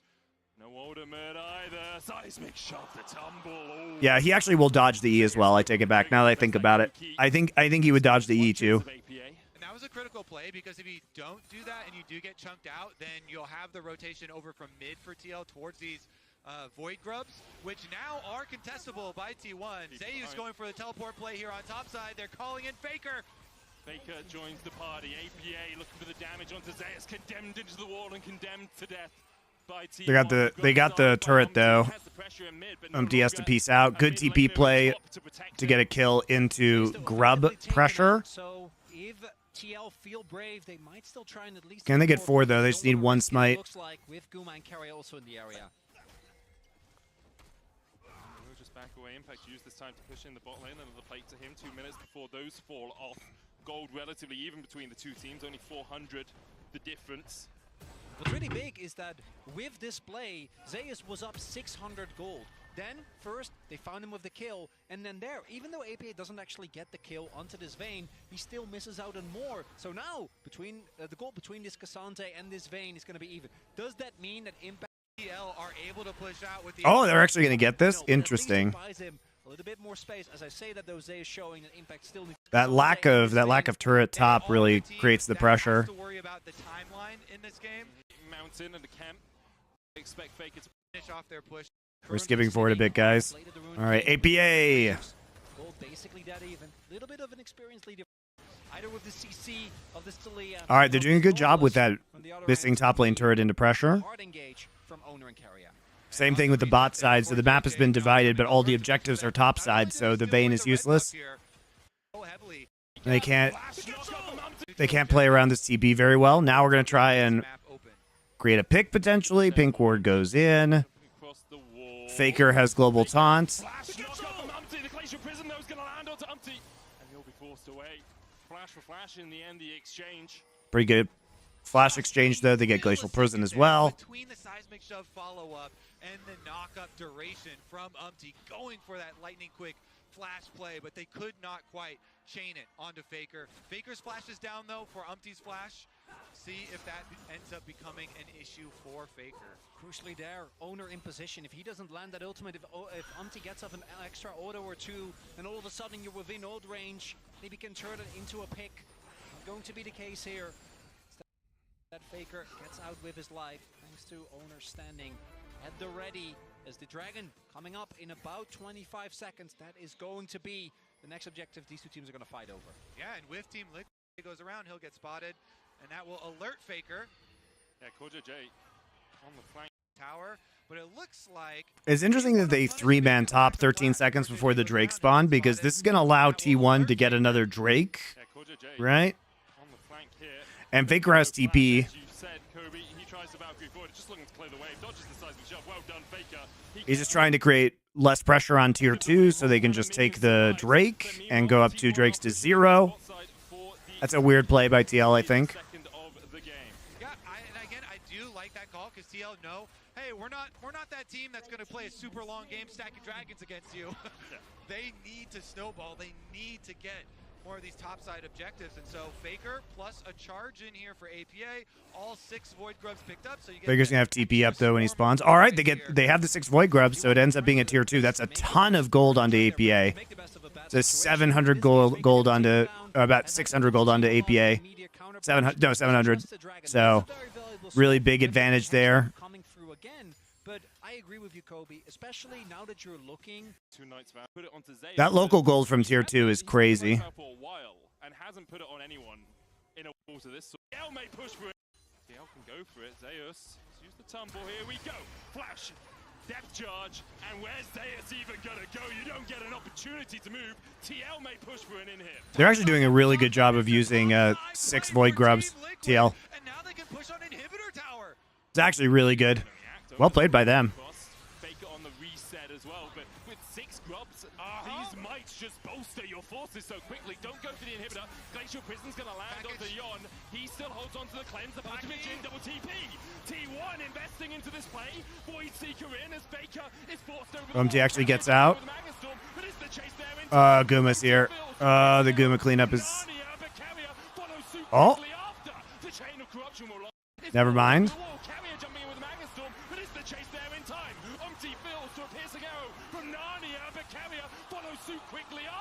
Zeus dying right there is so huge because it ends up being a 5 versus 4.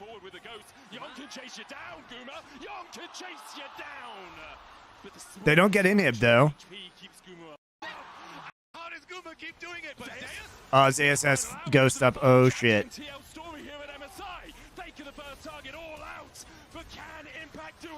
Oh, his ult. Oh, he's invisible. Healing off the wave. Wow, dude. You know, Bin and Zayas and some of these fucking Vayne players are so crazy mechanically. Wow, Zayas, dude. Wow. Wow.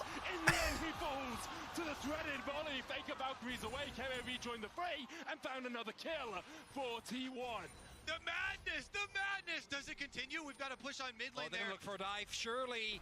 X flash over. Guma Yushi is going to get the whole tower mid, I think. Carrier's just chasing in.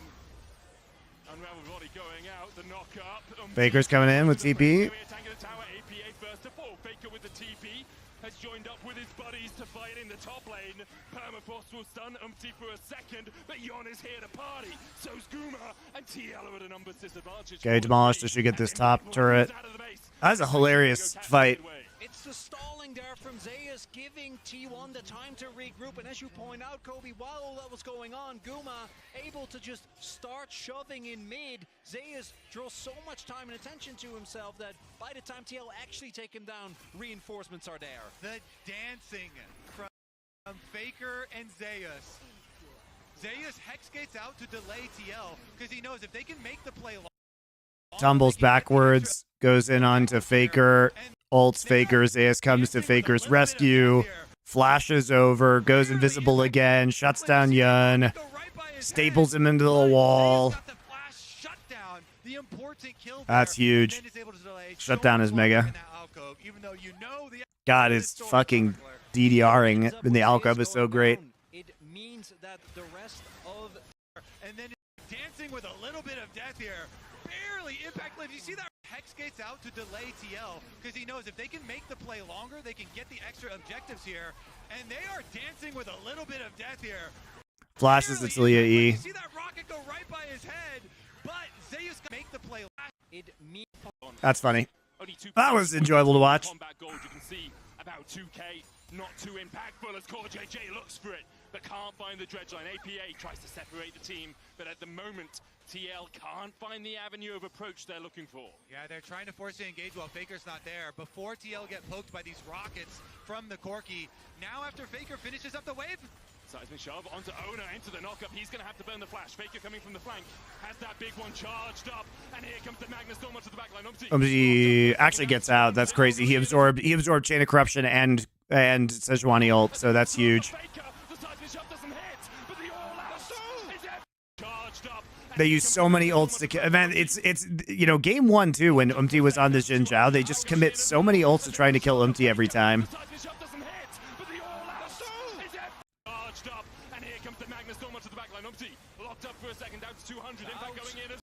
Big stun there, two-man stun by Impact right into Cassante ult on top of the E from APA. He pulls back his former teammate and sends him to a watery grave. Impact falls though as Gumayushi stabs him in the back. The seismic shot just dodged by Owner as T1 looks to continue the aggression. The damage necessary. TL gonna be getting the Drake. Nice flash from Core. That secures the Drake actually 100%. That's right, though. Surely this will be a 50-50 with a Kalista and a jungler with Smite up, right? That's how it works. 50-50 Drake. So tense right now. TL, they know they have to keep forcing these plays. They force on mid, and Impact gets another ultimate to bring Faker over to the rest of the team, getting the Owner splash here. But then the Varus ultimate into the Sejuani ultimate gets like 80% of Umti's life, and it is the turn of shooting. Great turn by Team Liquid. And then Impact, the critical ult onto Faker. Even before that, Impact already is zoning away the member. Zeus can't actually step up. Without Zeus autoing, it's so hard to make the play. Guma again keeping it together. 4-2-1, perfect game thus far. We're fighting against Chain of Corruption is going to land on the Core JJ. Carrier kept at bay by Impact down towards the bottom side. Umti is separated from his team. The Weaver's War coming in by APA. Carrier flashes into it, and he plays fast in. The Magnus Storm catches Core JJ for the moment. Zeus on the flank. Carrier and Impact will be and Core JJ will be the first to fall. The prey seeker onto the backline by Umti, but he just doesn't have Umti's ult is not great there. Umti gets the Smite knock up. He ults a little early, though, honestly. Oh, he was at 3 stacks of Sejuani passive. That's why he ulted. Otherwise, he probably would have just gotten CC'd and died.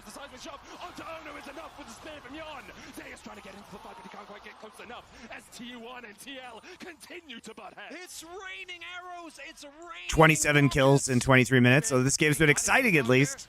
For his aftershock as well. And then you see the tier 2 of this engage. Wall does get Carrier a little bit pincered, but then Zeus tries to just flank around and kill Yun, and he has to run away into the brush, tumbles into the brush away from Nautilus ult. Zeus kind of throws them up. Interesting. support for support trade. So Zeus has the Knight's Vow on him. Zeus kind of throws them up because he walks back into vision with the Nautilus ult on him, which splits up. And he's just threatening the flank, so they can't really turn onto the backline very effectively. We got to try and collapse on the existing members, but that allows more space for T1 to do their thing. The goal, though, dead even at 24 minutes. Zeus too fast, yeah. Ghost and fleet footwork, pretty good on Vayne. It's at APA, the two players that they have built the bedrock of this team on. The Corki 0 damage build. This is, guys, this is a common Corki build these days. Calm down. It's not like Faker made this shit up on the spot. I don't like, the Hex Drinker is okay for lane. I don't like completing Maw here. What is not the final hurdle, but it's definitely the biggest one they faced. The Vayne build is terrible. I think the Vayne build with Trinity Force is good in the 1v1 in the side lane. They have to force plays here and then try and pick. Like Stormrazor Trinity Force is for wave clear and dueling in side lanes. Faker's already at his 2 items. He's got his Muramana transformed.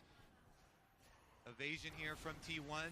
They avoid the attempted pick. No Malignance third though. Yeah, I think you need the Malignance on the mid lane, Corki. I mean, he should be building Malignance third, and then it's not so bad. But I think you go Hex Drinker, Muramana, Malignance, and you're okay. Oh, they are finals. Called for a Baron when they thought that FlyQuest didn't know, and right now T1 are having done to them what they've done to so many teams in the past. It's down to Paul Nuts, and they have no idea.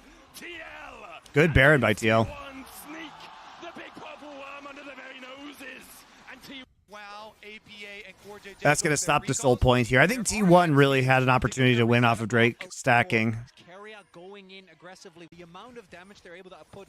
T1 gonna have to seize control and just weather the storm of this Baron. And that Vayne you mentioned, Zeus's Ghost is about to come off cooldown. Some amount to follow. Keep up the Yun baited them so well. Themselves, we see the value. That did this owner in the Carrier. Yeah, you don't expect a two-man Rek'Sai Talia Baron.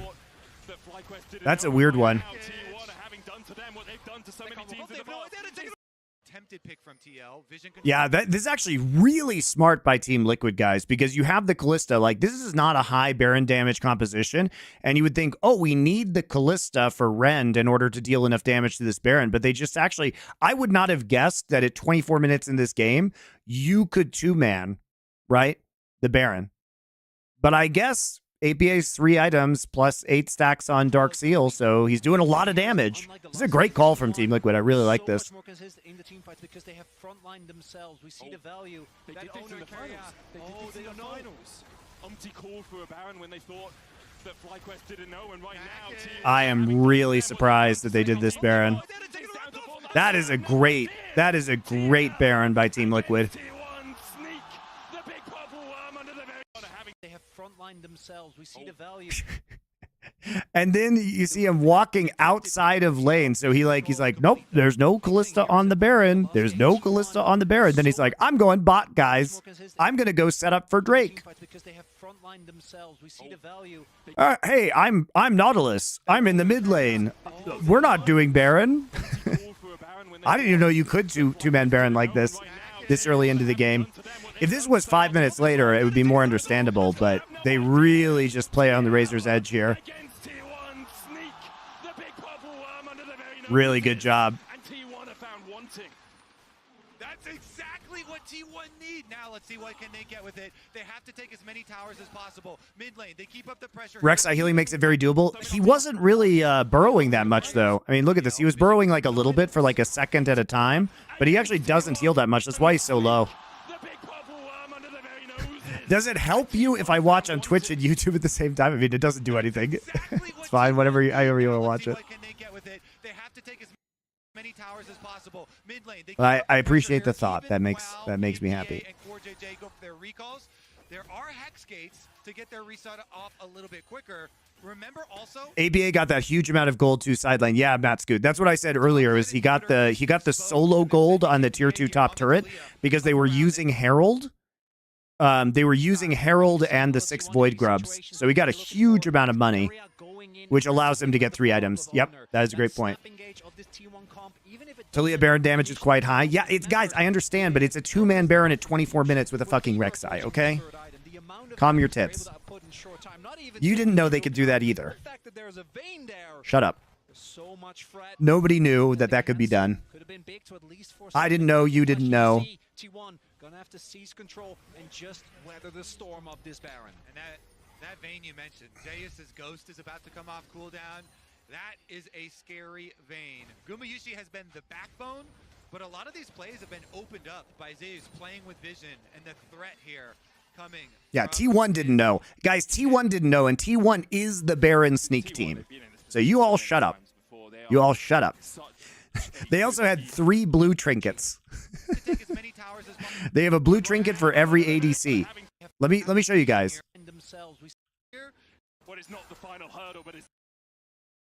Gumayushi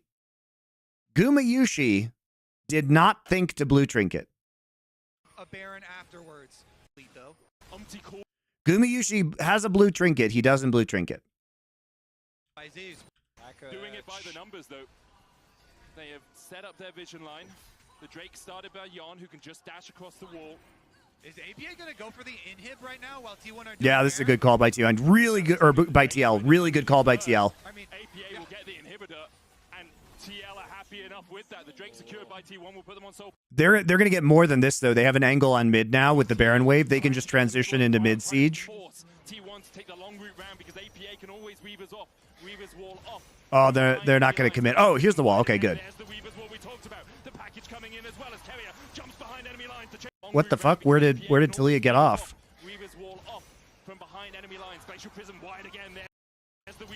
Oh, he got off super early. I wonder if that was a mistake by APA. He got off the wall super early. He'll be here, though. It's fine. The package was terrible, by the way.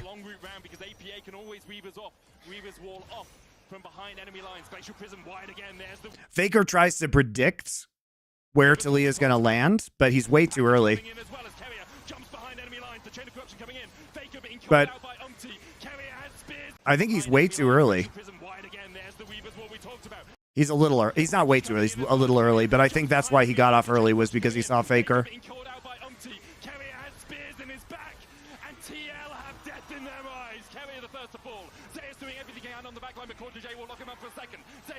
Ghosting, dashing away. The final hour, perhaps the final chapter in TL's books here. The seismic shot dodge to the side. T1 looking for the re-engage. T has kept Faker away from the fight for as long as he can, and TL still. Yeah, he must have gotten off early because he didn't want to. He saw the package coming in from Faker. Right, Team Liquid trying to. The last time we saw. Had to ghost. Thing is, they immediately transition with TP into more pressure, and they TP mid as well. This is a really nice Baron power play. This is a really nice Baron play by Team Liquid. Like, they have to get sent back. They're going to get 2 tier 2s out of this.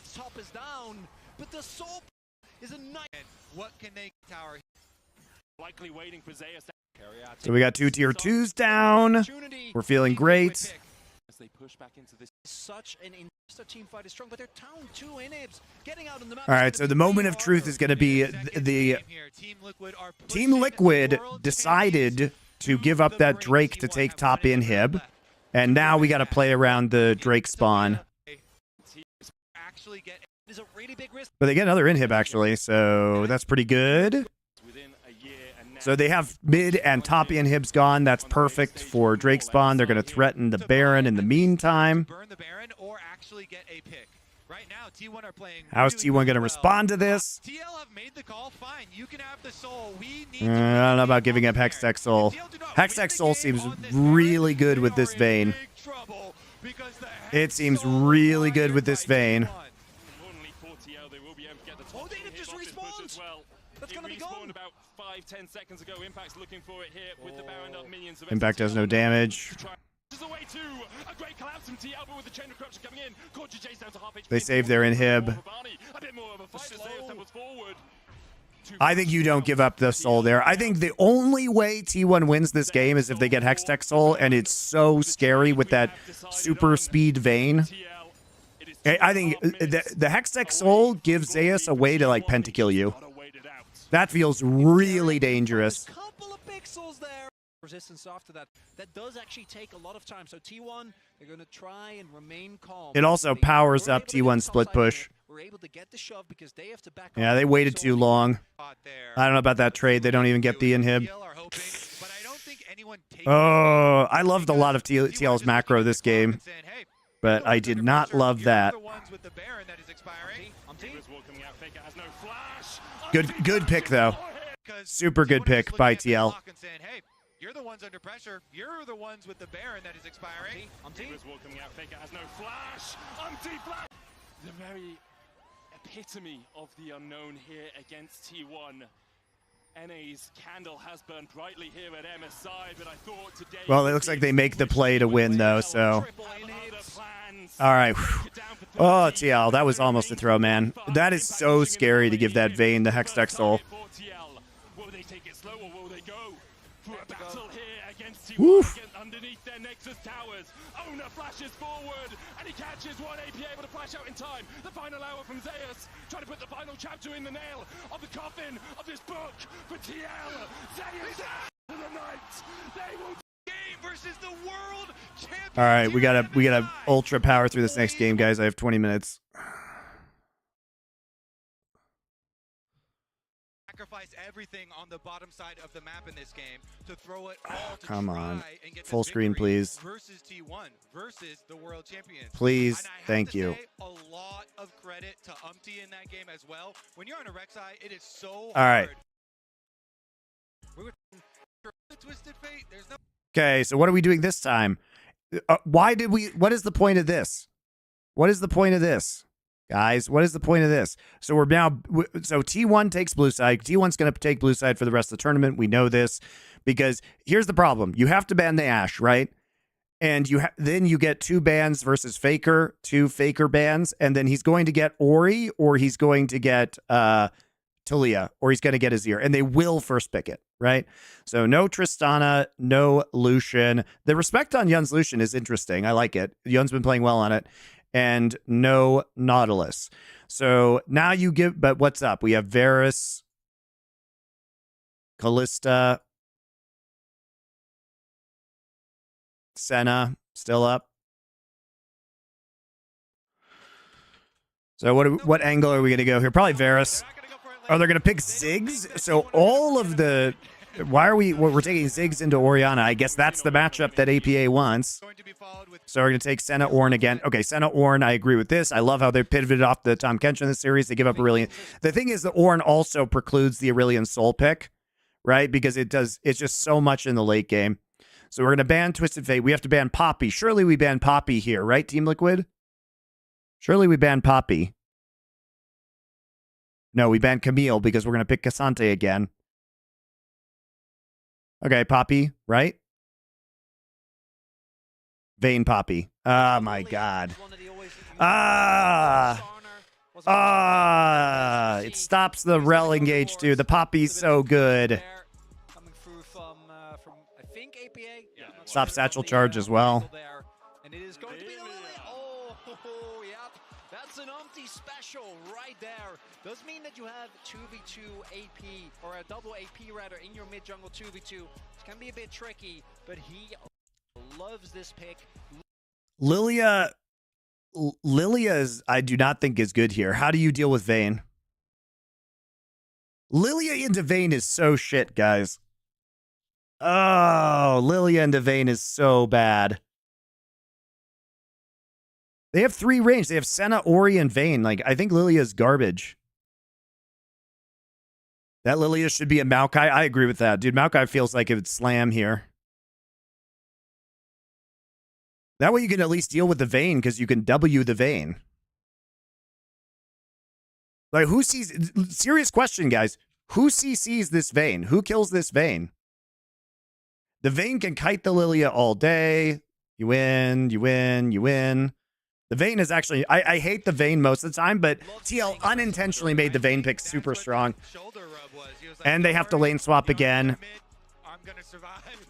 Maybe that was some reassurance. Run around. Dude, the Lily pick is trash. Go ahead, go play some farming, Lilia. Especially with how Umti and APA have talked about each other in interviews and whatnot. Yeah. I imagine that's exactly What do you think T1's chance of beating G2 are right now? 40%. I think G2 is the favorite. For them, Ziggs in the mid lane for APA. Alongside that, the Lilia, something I think we've only seen. Impact can't play Poppy? Go ahead, go play I mean, some I farming, guess. Lilia. That's what I learned from this draft is like Impact can't play Poppy. He's just going to blind the Cassante every game. And they're like, TL is just confident that they can out-rotate the Vayne, and they did a good job of it last game, but that Vayne was super threatening by the end. 40% after they beat them a few days ago? Yes, because I think G2 is the better team, and I think G2 should not have picked COG Renata Glask, and they learned their lesson. And I think they learned the lesson about the Belveth and the COG Renata Glask. And T1's champion pools are all fucked right now. Caps is amazing. Caps is better than Faker this tournament. Because I want to reiterate again. So Faker has always been the most important part of this T1 roster. We saw that last year when Poby came in, when he wasn't G2 there top to 3 be team in losers final? Hell yeah. to be the kind of core of the team, keeping everyone on track, keeping everything together. But in the LCK this split, if it wasn't for Chovy, Faker's laning stats just... Am I more excited for G2 T1 or BLG Genji? BLG Genji. Showmaker, like Zeka, he was still exceptional. G2 is very hard to ban out right now. They've shown now they have a bunch of weird ass pocket picks. Like you have to first rotation ban Poppy because G2 has been like, we're just gonna play Poppy support and pick it first round. And that's actually really dangerous on red side for G2 because it's a triple flex for them. It's just too annoying. You have to ban Poppy. Because then if you're on blue side and you blind Cassante, well now Broken Blade's gonna play the fucking Poppy on top side maybe. It's so annoying. Game and his Orianna, he has almost never failed to deliver. Baker's Orianna. Hans also had some better games, which is an encouraging sign. Mickey X has been playing extremely well. Broken Blade's been playing extremely well. Cap's been playing extremely well. It's not out of the realm of possibility that G2 wins MSI, guys. I don't think it's likely. I think it's like a 15% chance, but it's possible. Owner here on the Gromp. I've seen this before. Yeah, Umti was able to steal away his wolves, which sounds a little bit. I do think they will beat T1. The weak side of his map, so he'll be one camp up, assuming he moves into T1's blue side next. Yeah, and Umti wants more. He's going to take away his own Krugs as well. Okay, lane swap again. This is like the game earlier in the series, though, where we actually do have 2 teleports again, and Carrier can teleport to the top wave if they're not careful about this. From the jungle, as Impact says hello to owner again. Impact can't do anything because he is going to get zoned off once Vayne hit level 2. Vayne is level 2. Okay, we go into this. He gets pushed out. Carrier TP's top side. Carrier TP's top side, maybe. Interesting. So they actually have pulled Gumayushi into the mid lane here to do a dive onto APA. Looking for the damage onto Owner. No one tanking yet. Flashes away from the heroic charge. Owner doesn't have W. Comes down, and the well, doesn't matter, I guess.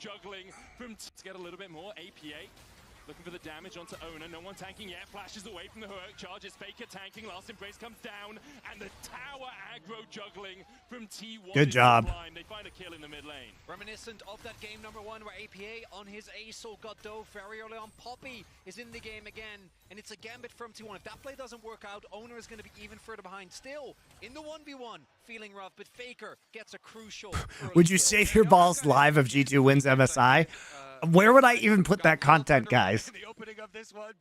What live streaming service is going to allow me to do that? To a very stable start of a game. Once Kick. Again, we saw how well maybe. T1 in game number 1. One of the big things that we've talked about a lot is the Cassante, the safety it provides you as core JJ. It's going to run into Owner here, but probably decide that he doesn't want to really deal with that. But the power of the Vayne, as we see there in the plates, is so big because she can just auto away and away and away. Offers way OnlyFans? Does OnlyFans do live streaming? I guess they do. I don't know. I've never used OnlyFans, guys. Back here from Team Liquid, Yon facing down Carrier.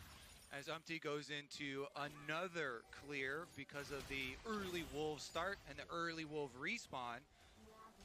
I mean, the important part for Umti is getting to that level 6, right? As soon as you have the Lilting Lullaby, you flash, you Q, and you can get a 4-man, 5-man sleep. Asking for a friend. No, I haven't, guys. Why would you do that? Porn is free. And I don't have weird parasocial relationships with OnlyFans people who are definitely the ones answering your messages and not the army of people they hire to answer your messages for them. All right, all the extra gold over here in mid lane. See how much that turns into, how much it turns into in the hands of Zeus. Again, these T1 solo laners have been very, very powerful. Think of the Manscaped sponsorship. I already have a Manscaped sponsorship. Over here with a pretty nice experience advantage, and now he goes for his first recall to reset. Please don't ruin this. It's my only form of social interaction. They definitely could. How are we feeling in terms of stress levels, Kobe? No stress? Since I saw you this morning, it was already at maximum stress. It's been the whole day. Your face, my face, your face, fully stressed out, Kobe. How can you beat something that's so beautiful? That's the problem. Exactly. Right? Okay, calm down, guys. We're trying to focus on the game. I can't even look at you. It's like staring at the sun. Please stop. Trying to set up for a tie for his owner. Not going to find anything. APA nicely hovering towards the bottom half of the map. Thanks to that power clearing. All right, not a lot of other action yet, guys.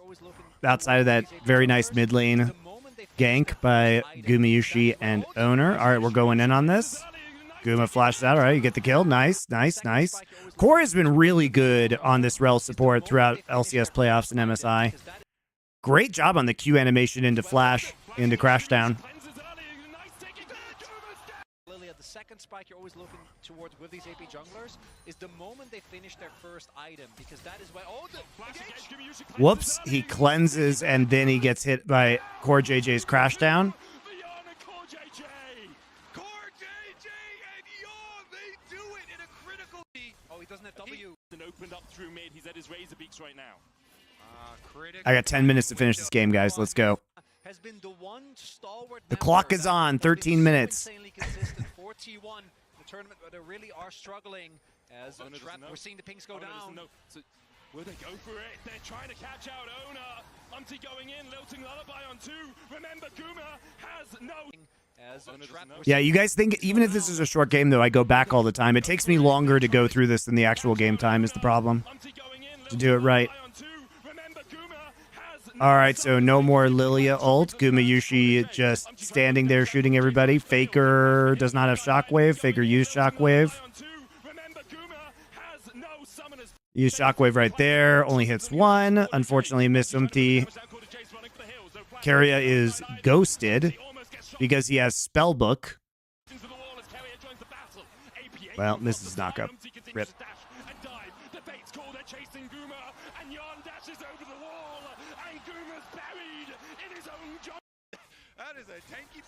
Gumayushi just suffering right now. I don't need to see that again.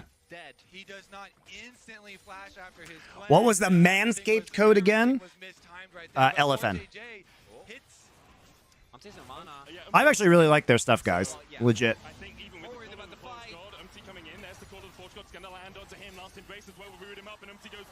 Guma finds him. Core JJ looking for more as Yon joins the battle from the bottom side, but he's knocked up. Carrier looking for a little bit more of this piece of the pie as Owner dashes in.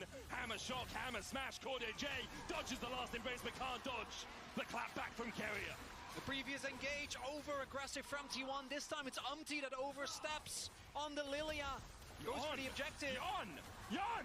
No way does Yon do this to cleanse away. He tries to get out from Owner, but aggressive from T1. This time it's that Yun walking forward here is pretty troll.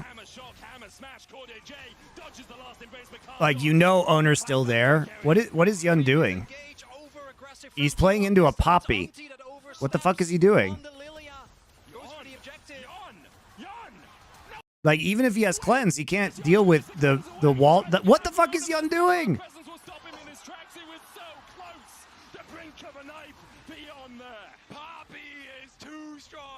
Dude. That's like, I don't even understand the upside of that play. You don't get those kills. He can just ghost and run away, even with the all out. I'm not sure that Impact Impact can chase him down. The condemn out. Zeus has to burn the ghost and his ultimate to escape. But T1, they just could layer and layer. So he doesn't have flash or cleanse now. What the fuck, man? Also, like, once the Poppy stuns you, you don't cleanse, because, like, if you hop, you just hop in Poppy W and you lose. Like, you don't cleanse this. Because now he's airborne. Now, what the fuck? From T1 this time, it's Umti that oversteps on the Lilia. Goes for the objective. Yon! No way does Yon do this to cleanse away. He tries to get out from What the? What does he flash? Yon! He actually flashes and still gets hit by Poppy E. He tries to flash out. Oh, it's so ugly, guys. It's so ugly. The brink of a knife beyond there. Poppy is too strong. The W goes up. I think he didn't mean to flash that, guys. That was weird. And T1, wait, impact. Zeus isn't tanking. He can just ghost and run away, even with the all-out. I'm not sure that Impact can chase him down. The condemn out. Zeus has to burn the ghost and his ultimate to escape. But T1, they just could layer and layer and layer onto this gold lead that they have, and Zeus wants even more. Gonna get Impact the has to burn ghost. his sum. Yep. Oh, but that is so crucial for sitting on a 2K. They take out the Lilia, and then they chase down. Try and get something here. Sees that the health bars are low, but again, you are playing into the Poppy. You can't go that far up. Guma's having some really nice roams this game. Even Q3 won't save him from this, and APA TPing in as he tries to join Nice the route. fight. APA's here. With a flash to Umti's assist. here. He joins the battle, but the keeper's verdict knocks him back into his place. Oh, my lord. Flashes onto the So they force APA's flash. Owner's here now. Oh, God. It's a horror show. Umti gets pulled in with Shockwave. Oh, great ult. Shadows felt his doom.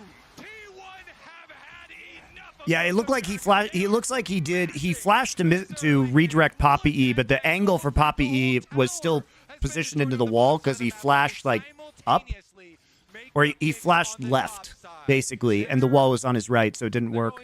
This is the T1 that was expected. They're not done. You also have a good one. Second. This is just a fucking fiesta now. We're just gonna fight everything. T1 that was expected. Core JJ trolls it. Core JJ trolls it. He knows Poppy's there, and he walks directly in front of that wall. They're going in. This is the T1. So he gets stunned for free. Okay, they have Calista ult though, but it's already used. Okay, just walk over, take grubs. Took them to 5 games. Eat out the humble life. Why is AP even TP there? He's a Ziggs. Yeah, exactly. I think this is maybe why teams are not so worried about his Ziggs anymore, and we've stopped seeing the Ziggs bans. Bottom half of the map. Flash from Owner can't quite land the hammer shock into the wall. That is such aggression from T1 now. Yon in the mid lane. Shockwave pulls him back. He dances back underneath Whoops. the tower before attacking up. Double whoops. Surely Umzi will kill Zeus, right? Oh, he flashes and still doesn't. Now he has no flash. They got him, I guess. Yeah, Core's dead. And nowhere for him to go. He'll be dashed against the rocks by T1. 11-3 the score. With all of it up to his heart's extent, I feel like T1, this lead is starting to. I'm starting to feel unsmart. It's 6K. Other in the something, but in Minutes, and look at the T1 comp. There's Vayne. Poor Yun. He's still being punished for that flash earlier. He's died 3 times now. flash and no hope. He died 3 times. They punished him 3 times. They killed him, got his flash, then killed him 2 more times. Now with the opportunity finished, APA trying to push out the top lane. You can see Core JJ waiting in the wings. Umti can't do anything versus Vayne. We could find something, but The Vayne pick is actually huge in this game. Vayne's going to just run the show. You can't kill her with the comp that TL has. She wins all the side lanes. It's free. Infinite split push. They might have an inkling, but he does walk up. Baker steps forward. Core JJ there with Well, the touchdown, knockback they to set a trap and they get a shutdown onto Faker. much longer than he Oh, no, never mind. had to. Just kidding. Rampage, the Thorny Shadow has been Set of ults there. to retreat, still not level. Owners everywhere on the map. Finds another, a double for him. 5-0-1 on the Orianna. Guma face checks into Yon. He's ganking you, and now Yon's on the run as well through his own jungle. There goes up. T1's just taking every objective cross. They make a play top and try and take Drake at the same time. Classic. All right, Guma gets shut down by Rend, but Yun also dies. Can be happy with a single And Yun had to use both his sums again chase down by the just to get that kill. It's worth, though. You get the shutdown, right? face checks into It's worth using the flash and the... But you still die. And Yon can be happy with a single kill. APA doesn't have enough vision to. Immediately by TL. Being in, gonna ult for the wave clear. Gets Okay, cancelled. not back with the Tofus. A tad. The shockwave will pull Core JJ out. Whatever, this is just a fiesta, guys. Why is MD continuing to try and make plays on Zeus? Zeus doesn't even have Ghost right now, but he is just on the edge of Lily abilities. Then he flashes forward, gets the kill. This is actually unplayable. Yun. Okay, well, they stun Zeus. It's the small victories, you know, but you can't actually do anything. Zeus gets a million free autos.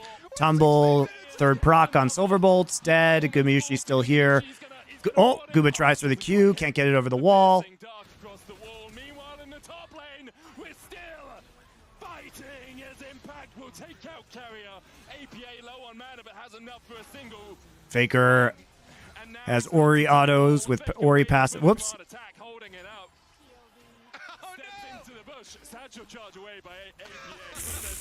All right. All right. 10,000 gold lead, 16 minutes. This is fucking over. 7-0-2 for Faker, 6-1-1. Good thing we gave him the Ori, though. Faker's best champ this spring. This is just a fiesta, though, guys. Yun again punished, no flash. Dude, they're just slapping Yun around. It's a flash shockwave him. Over to level 6 while Guma's 9. Zeus opening up as flashes. Lilting Lullaby. Finds a two-man sleep. Dawning Shadow gives them a bit of a shield. Zeus hits with a Mega Inferno bomb. He dances away from Impact. Owner trying to do the same. Zeus is ghosting. Impact is not ghosting. Why is Impact chasing the ghosting Vayne if he doesn't have Ghost up? Impact to his grave. 6 speed under. Can't quite land as well. Well, they get him eventually, I guess, so worth, but they're all going to die. The collapse coming from Faker and Guma, so... On the wrong side of the rift. We'll have to try and dodge away. Owner looks through it. Hex flash forward. APA has a one-man army in front of him. A one-man wrecking Phase rush Poppy, pretty good. He's trying to get health off of the Krugs. I feel like all him, APA. Hit him! Hit him! Oh, the kill! He probably has steadfast presence back up so he can just run away. Poppy. Meanwhile, in the top lane, He's also Poppy, so steadfast presence passive just gives him more armor and MR when he's low. I feel like this game is cathartic. Does it be? All of the stress of this entire series. Oh, they got his TP, I guess. When you're a champion like Vayne that can just lily up, but it hasn't really delivered. That was such a good tumble into the back of the wall on the Dragon Pit for the very quick auto there. All out coming out from Impact. I think Impact took all his resists away, so Vayne just kills him. Support Ornn. You never seen this. TP to the bot lane to stop. Wait, he has a 6-package. He can get it. Ah, yes, this Zig split push into Rift Herald. Game's just over. Oh, they TP down? The inhib tower falling. T1 looking for more. They have 6 grubs, so a bunch of mites helping out with this attack. They might just go This seemed really unplayable for Team Liquid. Do you think Toppy is legit? Yeah, it's super legit into Cassante. Yeah, it's definitely legit.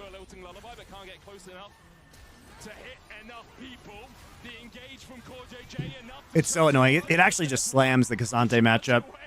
And Poppy's always good at professional play because you get the Poppy ult and you can remove people from objectives.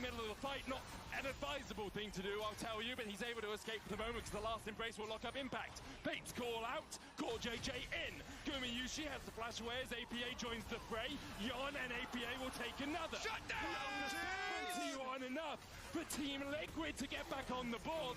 The shutdowns rain down, but it's still a 10,000 goal. I think we that Vayne. Crucially here is that the fight is very segmented because T1, they don't really want to commit to this. They got the 2 inhibs, so it's really a 1-by-1 by 1. The gold lead doesn't matter as much because Faker isn't there, and if Impact can just tank the damage, take down every single member. Nice engage with close to ult and Rel to get the shutdown onto Guma. They're doing everything they can. It's just, this is unplayable. This is not an interesting game, guys, unfortunately. This is what you got to do in this sort of position. Now you just win the game because you have Baron. Okay. Well, we did it, guys. We got done in the time frame that we needed to get done. So thank you for watching, guys. I'm sorry I have to jet. I think G2 will beat T1. That's what I think. That's what I think, guys. All right. Thank you very much. See you tomorrow. We'll be doing Genji versus BLG tomorrow. Hopefully that's going to be a fucking banger, guys. Thanks for watching.